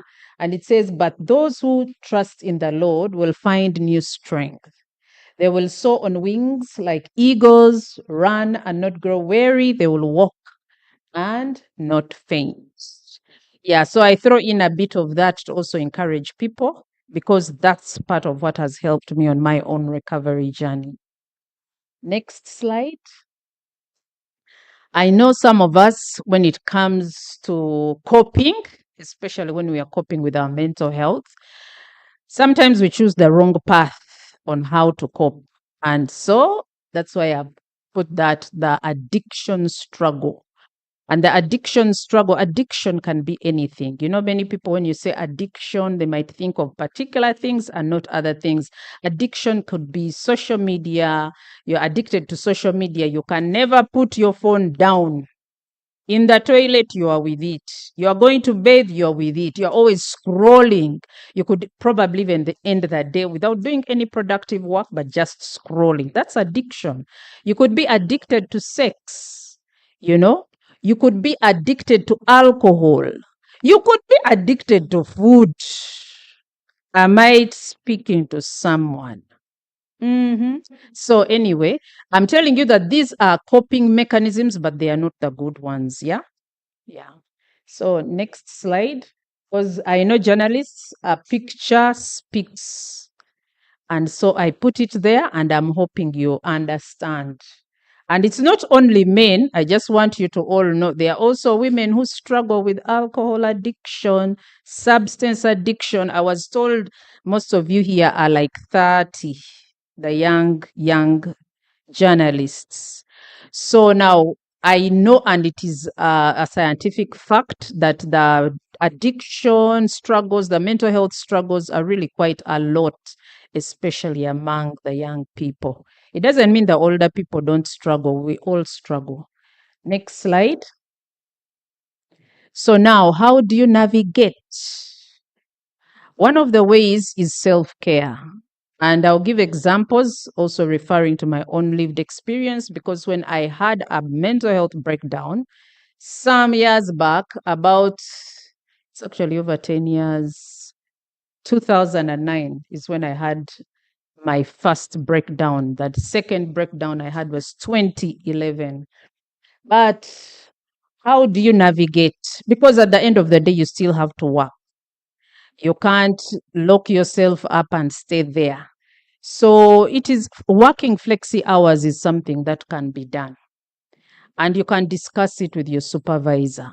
The beautiful thing, because I've been in the space, journalism, especially when you're a freelance journalist, you can actually work it out. how to have flexi hours. But even though you're not a freelance journalist, there's one person we used to work with in Vision Group. That guy had insomnia. He had a challenge with substance abuse. He would sleep at 6 a.m. He would show up at work earliest 10 a.m. But that guy used to do his work. He would do it and finish it. So his supervisors knew, and they would support him to do his work.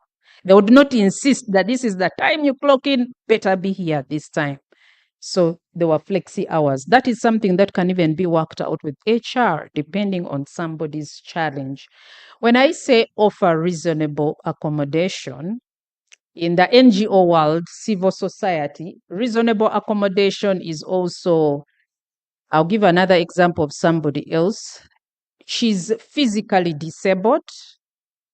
So she used to drive her car, but she preferred to drive that car when there's no jam.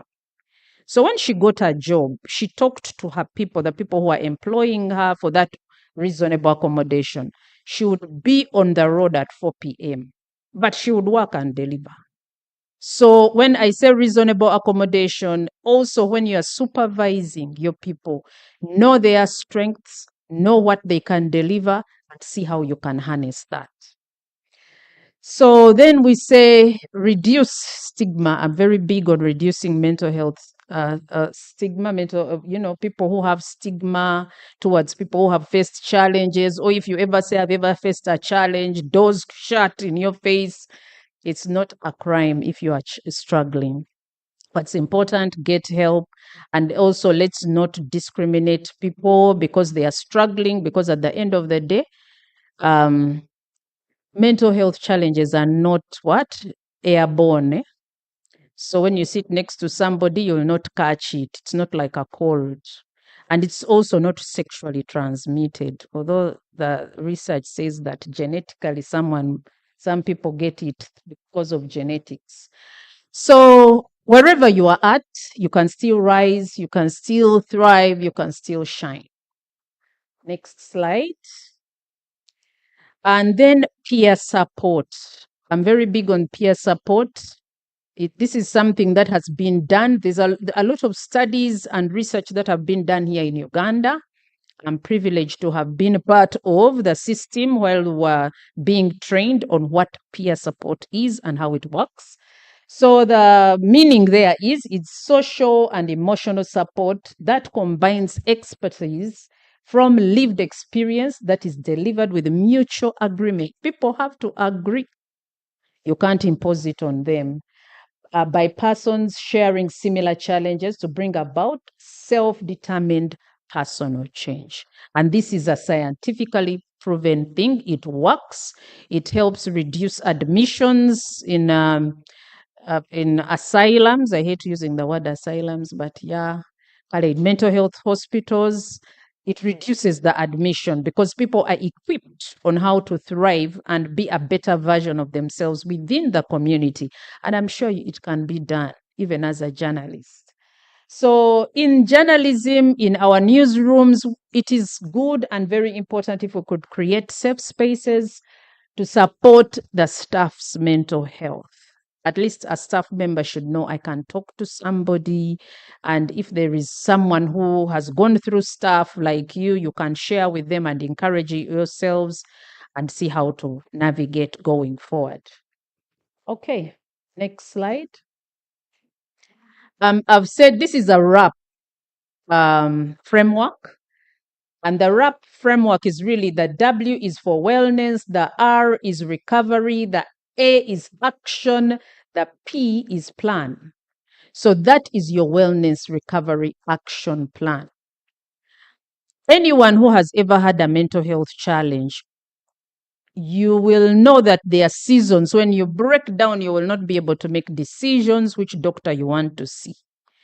And maybe there are some doctors who are really nasty. I'll give an example. The first doctor I met was really nasty to me. I remember she told me, get on that bed, otherwise I'll force you. She wanted to inject me. And in my mind, I'm thinking, I'm too tired to start fighting with you. You want to inject me, I'll get on that bed and you inject me. But my attitude towards that doctor, I didn't want her to treat me because she was condescending, she was patronizing, she was rude to the core. I will not mention her name just in case she's someone's relative. I don't even remember all her names, but I know one of them. She's a psychiatrist. So let me hold my peace. So anyhow, she tells me to get on that bed, which I did. She injected me. And I remember part of their work, they also like cancel you. And all I could tell her repeatedly, and I meant it, is that Jesus is Lord. That's what I kept telling her. I didn't want to listen to her. So in case you need help and you are not able to decide which doctor you want to go to, have a plan, write it down, and let your people, whether it's in the workspace or at home, know the kind of doctor you prefer to see. But I know sometimes you might also not see a particular doctor because psychiatrists are so much on demand in Uganda. And we're even very lucky that recently they are now 80, but out of the 80, only 26 are employed. So that is it. I can see this guy is coming for me. So let me try to be quick. So when we talk about mental wellness, what do you do to be well mentally? Some of you dance, some of you do aerobics, recovery, engage in activities in the community, which can help you, like volunteering also in a charity organization. Acknowledge when you need support. Allow that, man, I need help. And sometimes also assess the risk when you're going to work. Because I know for a fact, because payment is bad, and also I don't know how well journalists are protected. When you're not well protected, there are some things you have to weigh. Should I go for this assignment? Shouldn't I? When they beat you and you have broken bones, does the company meet the expense or it is on you? Those are things to consider. But I will not leave you hanging. The National Coalition has support for human rights defenders, and I will share the number. It is a toll-free number where you can contact them and get free help in terms if you are in crisis and you need medical care, they do it free. Trauma healing and all that, it's free. Next slide. So when we're building resilience, because I was telling you about also assessing the risk when you're in a space, because at least I remember seeing something on television where a certain media house withdrew its journalists when a place became risky and lives were at risk. They pulled out their journalists. So you also need to be, self-aware. So when we say building back better, that little, the good thing, I will leave the presentation so it's available. It explains how you can learn to build resilience even when you've gone through hard times. Money is an issue. The people here, the editors were talking about it. So one of the things we can think of as journalists, let's also try to create other streams of income. Because the truth is when you are broke, man, also the mental health goes down. So I've just given you ideas. You can do social media, influencing, editing, ghostwriting, videography, photography. Instead of people just giving you a transport refund of 50K or 30K, at least supplement your income. Because I remember Kabshenga one time telling us, New Vision will never pay you enough. If you want that, the door is open, go. So it was hard, but the guy told us. So in the last point there, which is Ecclesiastes 11 verse 2, it says, invest in 7 ventures. Yes, in 8, you do not know what disaster may come upon the land. So let us not only remain on one thing and you say, this is where I get my bread. Do your work as a journalist, but also think of other ways to earn money. I think I'm almost coming to an end. So especially for supervisors, this is my own quote. The one below is Maya Angelou. I encourage people, especially when you're in places of leadership, see people, hear people. People struggle Let us see them. Let us hear them. Don't just dismiss people just because you want a story. Sometimes someone is going through hell. It could be home. It could be anything. Listen to them. See them. And to conclude it all, people will forget what you said. People will forget what you did. But people will never forget how you treated them. And that is Maya Angelou. So for further resources, I have the last slide is part of the work I have done. There's that mental health guide. I brought some copies, but I'm selling them, only 10K. I just needed to put it out there because in this mental health guide, there are also some toll-free lines for people who will need them. And then this particular book, this specific, I wrote for women, for resilience, specifically women, and it's Bible-based. I throw in a bit of my own experiences. The other one, that's my first book, Breaking Free, My Recovery Journey from Bipolar Affective Disorder. So those are resources you could utilize on how to handle situations, especially when you are going through mental distress. Thank you for listening to me. That's it. So I can go and see it, eh? Good. Thank you, Angela. And I think she deserves another round of applause. Okay, like many of you, I must admit, my head has not fully wrapped around the whole idea of mental health. Yeah, I don't quite understand. I don't know any other life or mental state than the one I live in. And frankly speaking, I live in mental turbulence. Inevitably. I mean, and it's the story of many of you. Maybe like some of you, I don't remember the last time I called anyone daddy. I don't remember the last time I called anyone mommy because I lost parents when I was pretty young. And now you know what that means growing up. Those who were in the room earlier, I joked to you that you can understand why I'm with you here as a journalist, and yet I studied to be a medical doctor. Do I regret not having been a medical doctor? No. I meet my friends who are engineers and doctors and we're together in physics, chemistry, and biology classes. And we're not in a back-end school, these little colleges around. No. School like St. Mary's College, Kisubi. So, then now I am not in the newsroom. There was a time when I had so much name and face recognition that I couldn't walk 2 sentences, 2 meters, 2 steps without anyone stopping to say, "Hey, Mr. Kasiate, how are you?" Now, many of you in this room will meet me call, "So, what do you do? Who are you?" This is my phone. I've had the same number for a long time. And that number belonged to the Director of Communication at Kampala Capital City Authority, which has a crisis every minute. And I was the one attending to the crisis. All of you, many of you in this room, called me many times a day. I last received a phone call on my phone, I think, before lunch. Am I complaining to MTN that maybe they blocked my number? No. There was a time for many years, and I love my drink. You know that, Canary. Better than you. Where for many years, I started buying my own drinks very recently when I stopped being the life of the party, because those who have parties and drinks always want to call and say, "Come on, come," because they want to use you as a reference point. You are the life of the party. So when he's inviting other guests, said, "Pate kute yo, tuli one neba kasiate," you are alone.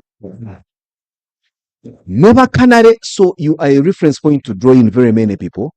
And so you have alcohol coming your way and the pleasures of good life. So eventually, as your relevance continues going down, you don't get those phone calls. So now, since I still love my drink, now I must be able to afford it. That, for the most part. Oh, yes. And there was a time, of course, I was a bouncing bachelor without any responsibility.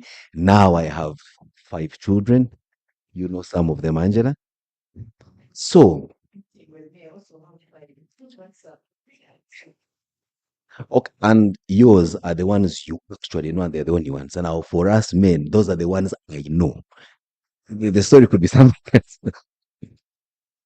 Jokes aside, now all that will tell you, yes. And finally, of course, I keep joking that I have changed jobs more times than Dick Mvule has been to church this year. Take a moment and listen. I say, hey, but the last you are here, you are here. Why do you change jobs so fast? So that for me is a state. What now? Angela may describe mine as a state of bad mental health, but for me, it's a lifestyle. Or I am actually mentally depressed and I don't know. Now, is there one size fits all for mental health? In my view, I don't think so. Each one of you has your own story. There are some of you, if you lived just 10 minutes of what Canary lives, you would go mad, commit suicide, and all that. But this guy has been living this kind of stuff for some time, and I think it's going to get worse as you go, and yet you remain alive. So I think to guide this conversation is to say the best way to get the best out of it is for each one of you to be honest with yourself internally, but also listen to other people's stories. And then you can keep on say, that's the life. Or sorry, this I can do. And that's when now I'll turn to Canary. In light of what Angela has said, in light of what I have said, to put it to you and ask you whether what do you consider to be mental health on the negative side? When you were young, like you were, barely with a beard 10 years ago and still counting, you have name and face recognition, you are the life of the party, you live a good life, hardly have any money on you, and that's the reality, but somehow you live the life, and yet life's lemons keep hitting at you. At what point do you make this lemonade and drink it like you're taking pina colada?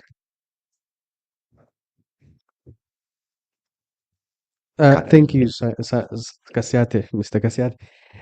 I think that I'll begin with my story, and I saw JB Imokola earlier. He was one of was actually the first newsroom head I got to interface with at NBS TV. And guess how old I was? Just 20 years, a decade ago. 10 years ago, I entered the newsroom and I didn't know what to do. But 2 years down the road, I think I had everyone on speed dial. At 22, being able to do all these things, and you want to call the IGP for an interview, you can call him and he will accept. You want to call the CDF for an interview, he can accept. And because I'm trying to do this conversation around journalism, right? Anyone at 22, what I did not know what to do with that kind of life. So I was a little bit um, excited, but also mesmerized of how is this even possible? But things were just working out, and I was never apologetic about it. I remember going to interview the IGP then, General Kale Kaihura, and the newsroom asked me to step down for an interview. I said, no, this is my moment. At 22, who are you going to tell not to interview the IGP? You literally been looking for this man, and everyone in the newsroom has been looking for this man. You literally want to do what you feel like this is it.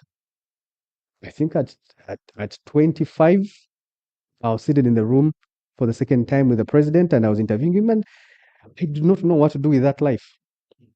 But I did not know that the excitement and everything, the access and everything, would later have an impact on me. And you reach a stage and be like, so then now what? You've broken every story. You're getting intelligence reports from a neighboring country to break a story about your own country. You're literally all over the place. So I just decided to just leave it. But leaving it came at a cost of losing so many things, including relationships and all. And it was just it. But to answer your question precisely, is that you just have to hit rock bottom for you to be able to understand that, oh, this is lemonade. How do I now turn into you? It's always going to be you. It's always going to be, and I'm sure I've not read that part of your work, Angela, but I'm sure in all your books it has to be you. No kind of therapist, no kind of doctor, no kind of help you'll get from elsewhere that you realize that, oh, this is actually lemon and I need to make lemonade out of it. It has to be you, but you have to first hit rock bottom. Amidst my career, I dedicated, I think I was sleeping maybe 4 hours a day for 6 years.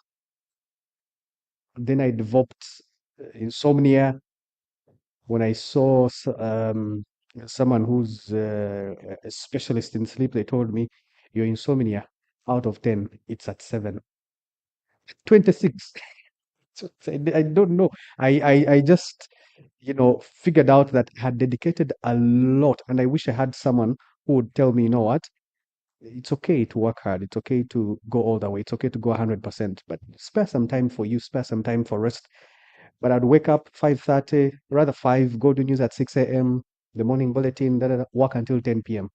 And then go home, or maybe not, and then sleep at 2. And then at 5, I have to be awake. What that did for me is that it drove me into a journey I wish I never have lived, but I'm grateful for it. But at the end of the day, you have to hit rock bottom for you to be able to realize, oh shit. Okay, we pardon your French there. Or my Spanish.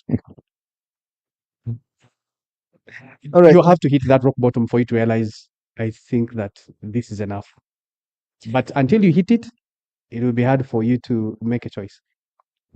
I think another aspect, Canary, that makes your situation worse than it otherwise is that you're operating at a very difficult time of social media. The truth is, you've just told your story, and Canary, it's not a competition of who has lived worse. But for you, one, you're still in active journalism. Two, the same people you are interviewing, except Kale is not the IGP, but the president is still the president. And you're still, as in, few things have changed, except that there's a lot more spotlight on you because of the pressures of social media, as opposed to the time when I was 20. You won't believe it, 25 years ago plus, when I also slept 4 hours a day because I would be picked up at 4 a.m. to do the morning news on WBS TV, which doesn't exist anymore. Then after doing the morning news, you go cover stories. And I was a student at the university, so I made sure I go to school at 5, but I have to be back at 9 p.m. Yet my lectures ended at 10 to do the 9 o'clock news.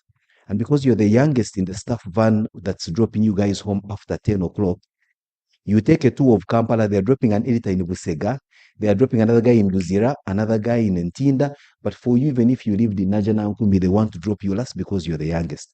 So sometimes you tell the driver, no, rather than take me through a tour of Kampala from 10 and drop me home at 2, you come back, take these ones, you'll find me at the pub on the Winton. So between 10 and by the time he comes pick you up at 2 a.m., you are at the Winton, where you found men that have just watched you on TV because the only TV station that is private, so you are the life of the party. In what state of the mind have they found you? But there was no social media. Nobody knew what, except your inner circle. So you had no pressures. So I think it gets worse with social media that requires validation, that requires you to be known where you are and all that. And that's when I now turn to you, Angela, who has spanned your work through both eras, where there was, like in our generation, there was no social media. And now there is so much attention on social media to the extent that even the children we have are on the same platforms where we would rather hide, they never see the side of us. How much of that is causing a mental strain on especially journalism? If you could do that in a minute or two so that then we can tune into a life-saving session about issuers. Okay. So I think one thing people should also be mindful how much you share on social media. That is very, very important as a journalist. Because the truth is, you are a public figure. That's a fact. So there are some issues, you let it slide. Not because they are right, but because at the end of the day, you know, when you become a parent, you also have to think of your children. Now our children are on the same platforms, so we have to share information that is educating, not which is going to embarrass. And then later on, they grow up, they are old enough to read all that stuff, and they are back for you. Don't people always tell us that internet doesn't what? Forget. So we can also use it as an opportunity to talk about our experiences in a safe way. Because many people don't think men struggle. And actually, one of the things I've been doing, especially this year, was to show that men struggle. Fatherhood and its effects on mental health. That is a theme we've been running in the organization that I run.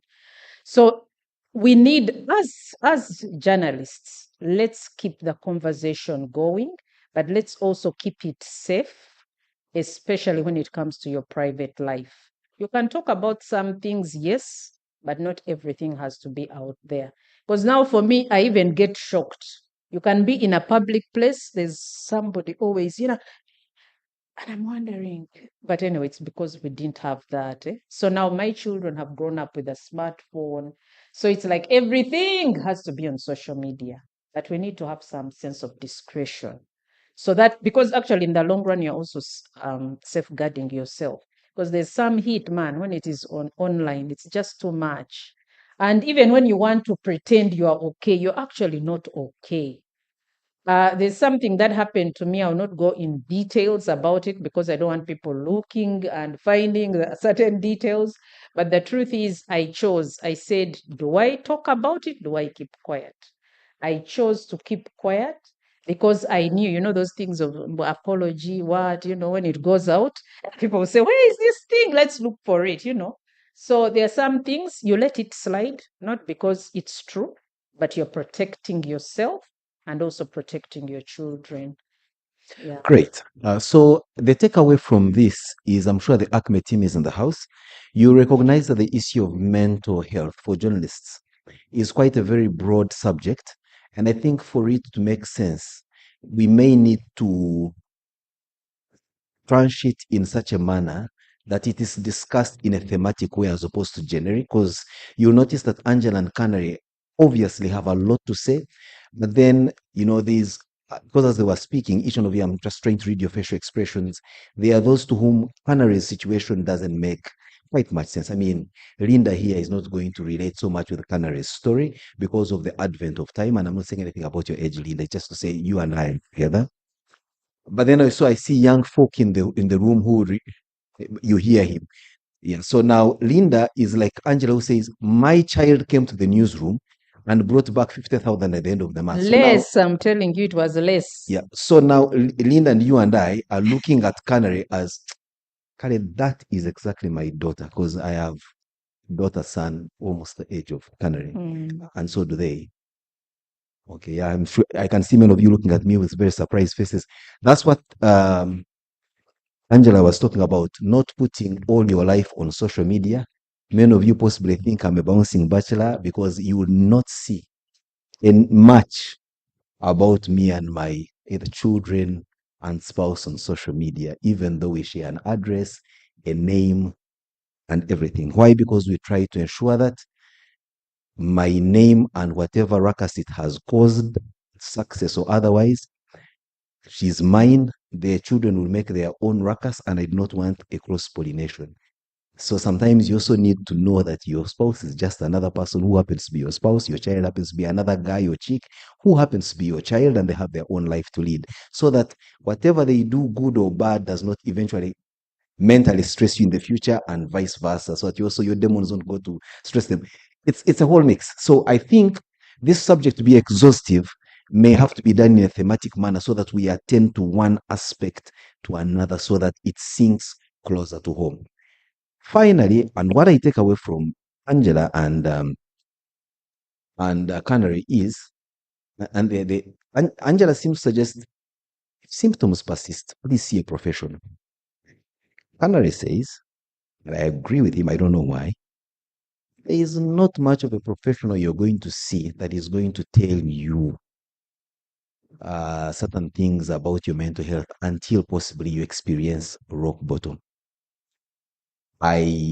Especially when you are like Canary or myself, if you're very self-aware, sometimes you look at a counselor and they are talking, and in your heart of us, you're like, what's this one talking about? What do they know? Also, they are talking to you depending on what you've told them. Of course, if you've told them half the story, they will speak like experts on half your story, but for you, you know the full story. So either way, you look at them with disdain, you will have just gone to them to tick a box. I went to see a counselor, but in the real sense of the word, and of course, you also know that we don't earn quite much, and yet the counselors want to earn more than you actually earn, yet you're the one with the problem. So you say to go to the counselor to have a whiskey. And of course, whiskey always wins. May I request all of us to put our hands together, and please, Canary and Angela, you may leave the stage, but do not exit the room, because I want to believe that these people, even though they have questions, some of their questions may not be the kind they want to ask in the public. They may want to ask you one-on-one as a tete-a-tete. So stay around, be kind enough, and even kinder if you can buy Angela's books. Now I've realized I also may need to write a book or two and also start selling. Who knows, that could be the next place I should earn a decent living. Let's put our hands together for these two incredible people. Now, the Uganda Editors Guild. I frankly thought the Editors Guild was so much into whipping us into good English, being concise and precise, story angles, but they seem to have taken their game a lot higher, and now they are looking at matters of welfare for journalists. So we are inviting them to talk about the insurance scheme for journalists that they have put together and how this insurance scheme can be joined, how we can make the best out of it, and how our welfare, which eventually ends up in mental health, if not well taken care of, can be of help to us. So a representative of the guild, of the Editors Guild, where are you? You know, earlier on when they were running a certain session earlier, they were calling it a public ombudsman. And I said, I know editors, a word like public, if the letter L is missing, it will sound totally not just different, but a terrible word. So let's hear from them. And this will be the last session. After her session, there won't be any public questions here, meaning that after her session, we may all as well stand up, exit the room, and be back here 8 a.m. tomorrow morning. Good evening. Good evening, everyone. My name is Fiona Kello. I work for the Editors Guild. For those who have just heard about the Editors Guild today, we are an association of the most professional editors in Uganda. It's a countrywide association that brings editors throughout Uganda.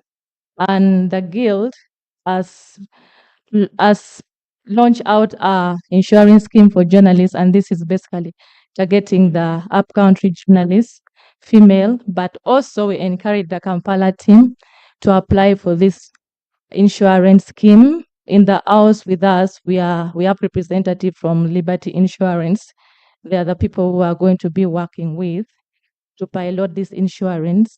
So I would like to welcome Isaac from Liberty Insurance to come and give you the audience the details of this insurance and how can journalists from your media house apply for this insurance. You can send us an email on info@Uganda Editors Guild with the recommendation letter from your media houses in order to be in position to join this insurance scheme. So I would like to ask Isaac to come and give us more details of what the Editors Guild is offering to the journalists in this season. It's a scheme that is running for 2 years, but we are not ending there. We shall still continue, and we encourage all the media owners in this room to encourage their journalists to apply for this scheme. I thank you. You're welcome, Isaac. Thank you so much, Fiona. Good evening. As has been introduced, my name is Isaac Waiswa. For correction, I'm with Stanbic Bank, but we have partnered with Liberty. And because as a bank, we have a license. We've had a license since 2017 to be a bank assurance provider. And so we are privileged for the partnership with the Editors Guild to be able to support, extend these solutions to the journalists. We'll have a presentation, a very brief one. I want to really make it crisp. I mean, the conversations are being had, the negotiations are being made, and so just to give us an appreciation of this. So number one, there are two major compartments to this. The first is medical insurance.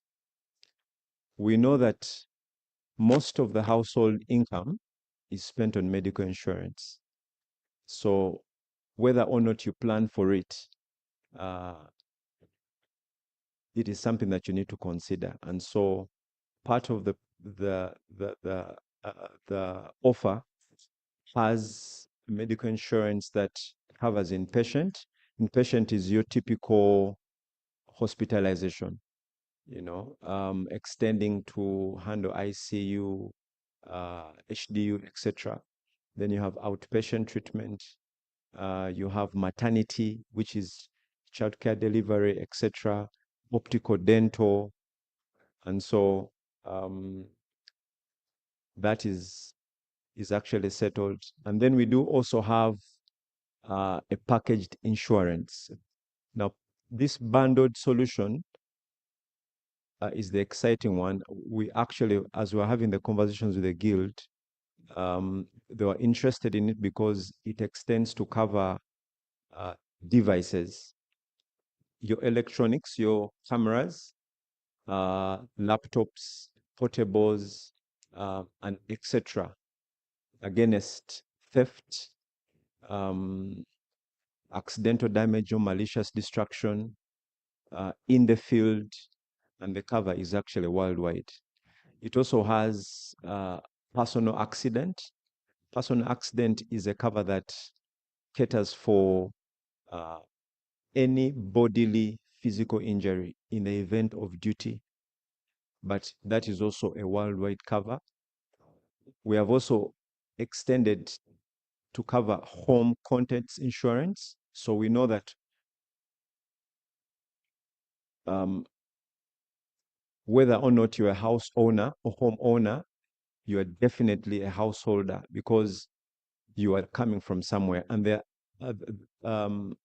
property that you've accumulated, stuff that you have bought at home, that indeed in the event you lose will actually bring you. This has been negotiated, has been spoken about. How do you join? I think Fiona and the team already are. Fiona and the team are already speaking about. Sorry. Okay, that's okay. Fiona and the team have already spoken to. We have approximately about 25 people who have come through, and I know more are coming through. We would want to ensure that we start this on a high. The details are available, and besides what we have discussed and negotiated, we do have. Okay, I think that's the presentation. If you can just quickly go through, I've spoken through much of that. Okay, just stop it right there. Okay. So this is a snapshot of the insurance, medical insurance, and what it covers. So it extends not just to you as an individual, but also to your beneficiaries. I mean, you could be here and you have a family or children, and you don't want to pay out of pocket for sicknesses that really can be sorted by insurance. And so inpatient maternity, we do have outpatient optical, dental, and the last expense. So this is per person. and the premium you see there is really very competitive. You can't find it on the market else. It's been negotiated for the guild. Okay, if you go to the next slide. So this is the bundled solution, which we are calling the packaged insurance.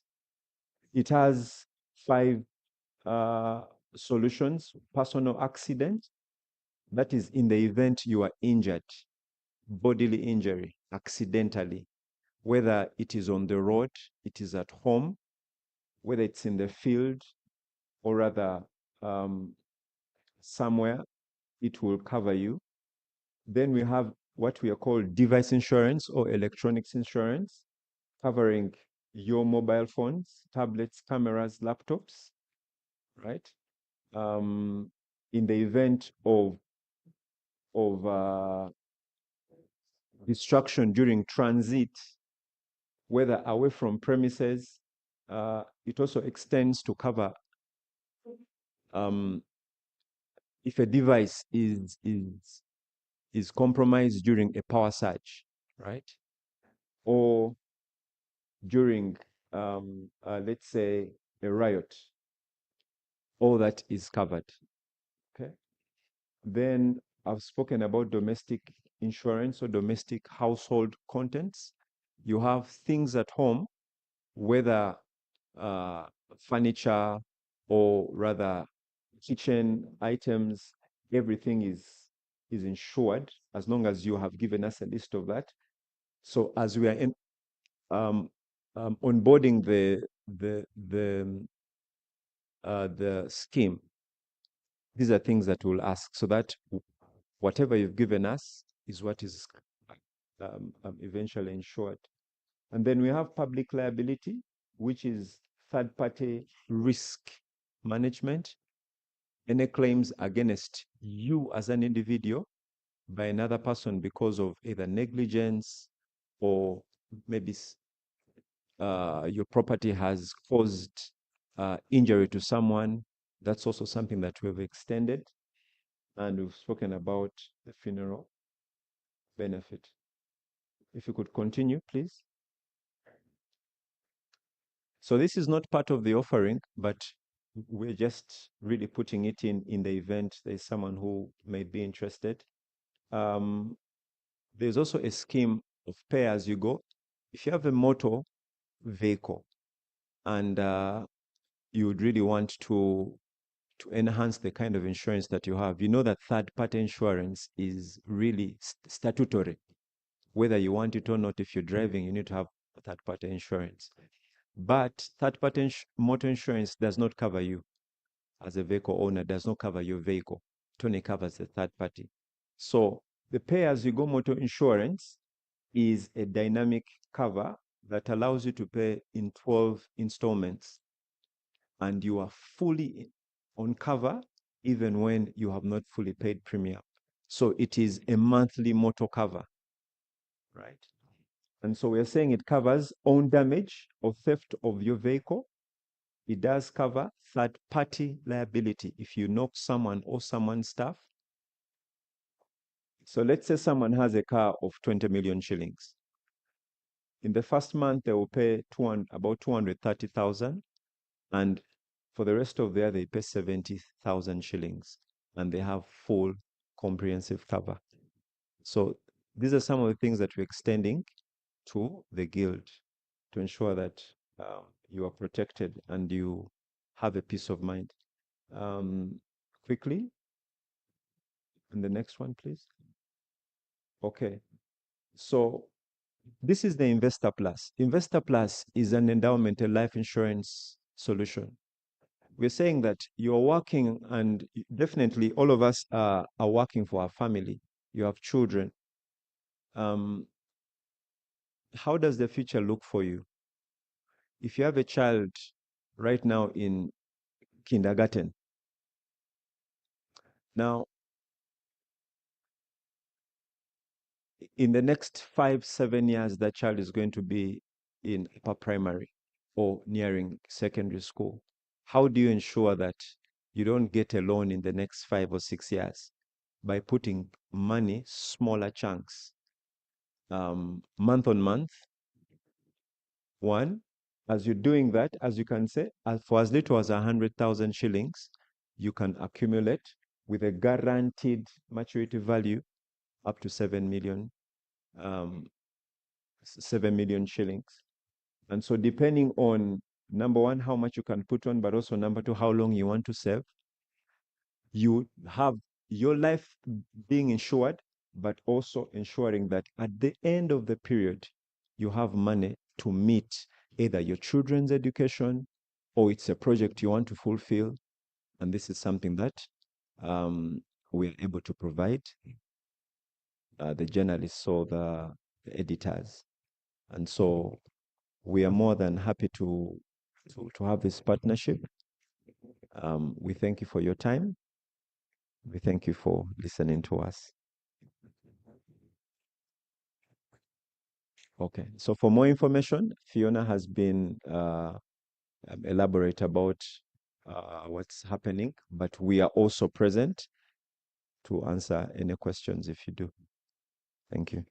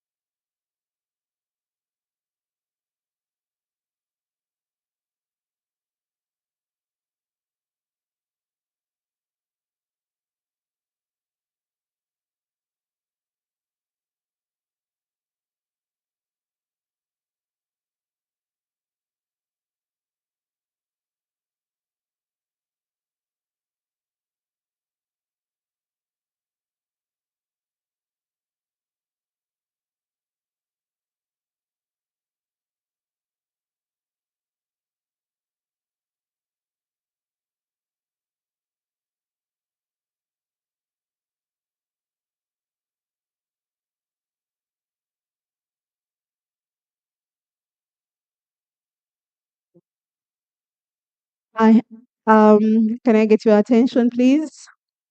Let's rise up. All rise.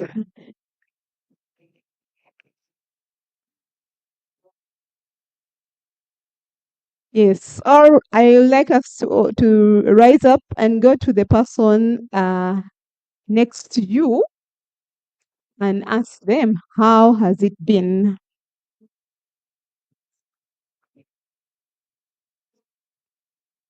How has it been?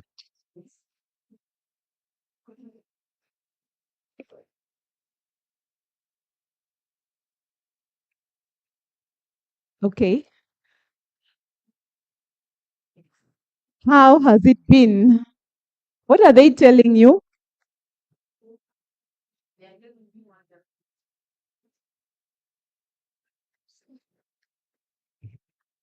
Okay. Anyone? What has your person told you? What has your neighbor told you? How has it been? Nice. Any other words you've been told?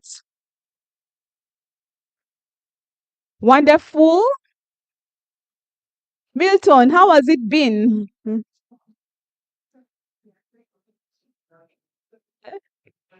Productive. Productive. What has your neighbor told you? How has it been? Positive. Positive. Okay. Well, I would like to say thank you all for making it to day one.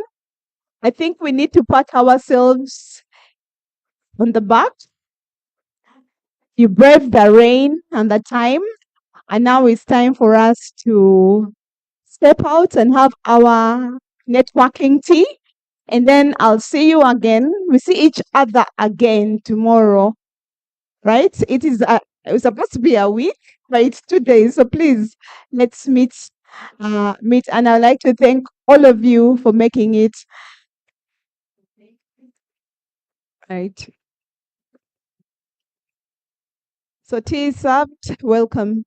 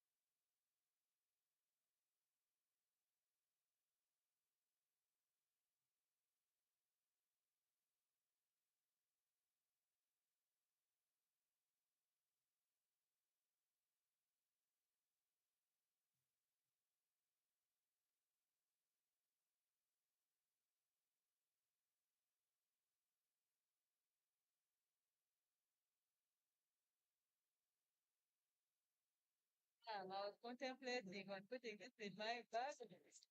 And I come. The frustration on your face there. That's here. So then I Out there taking a very nice picture that you don't like. Let's have a look at. Let's have a look. Oh, where are they? I don't want to see. I'll tell you, say bathroom picture. That's anything. bathroom. After they cannot show, you get a spot, eh? Yeah, that's not for real job. You're sure that you sing. Well, you get a spot. When you see the sick, you start imagining things. One night, that's True. Let me go for it. Yeah, go. the gin as if you are fans.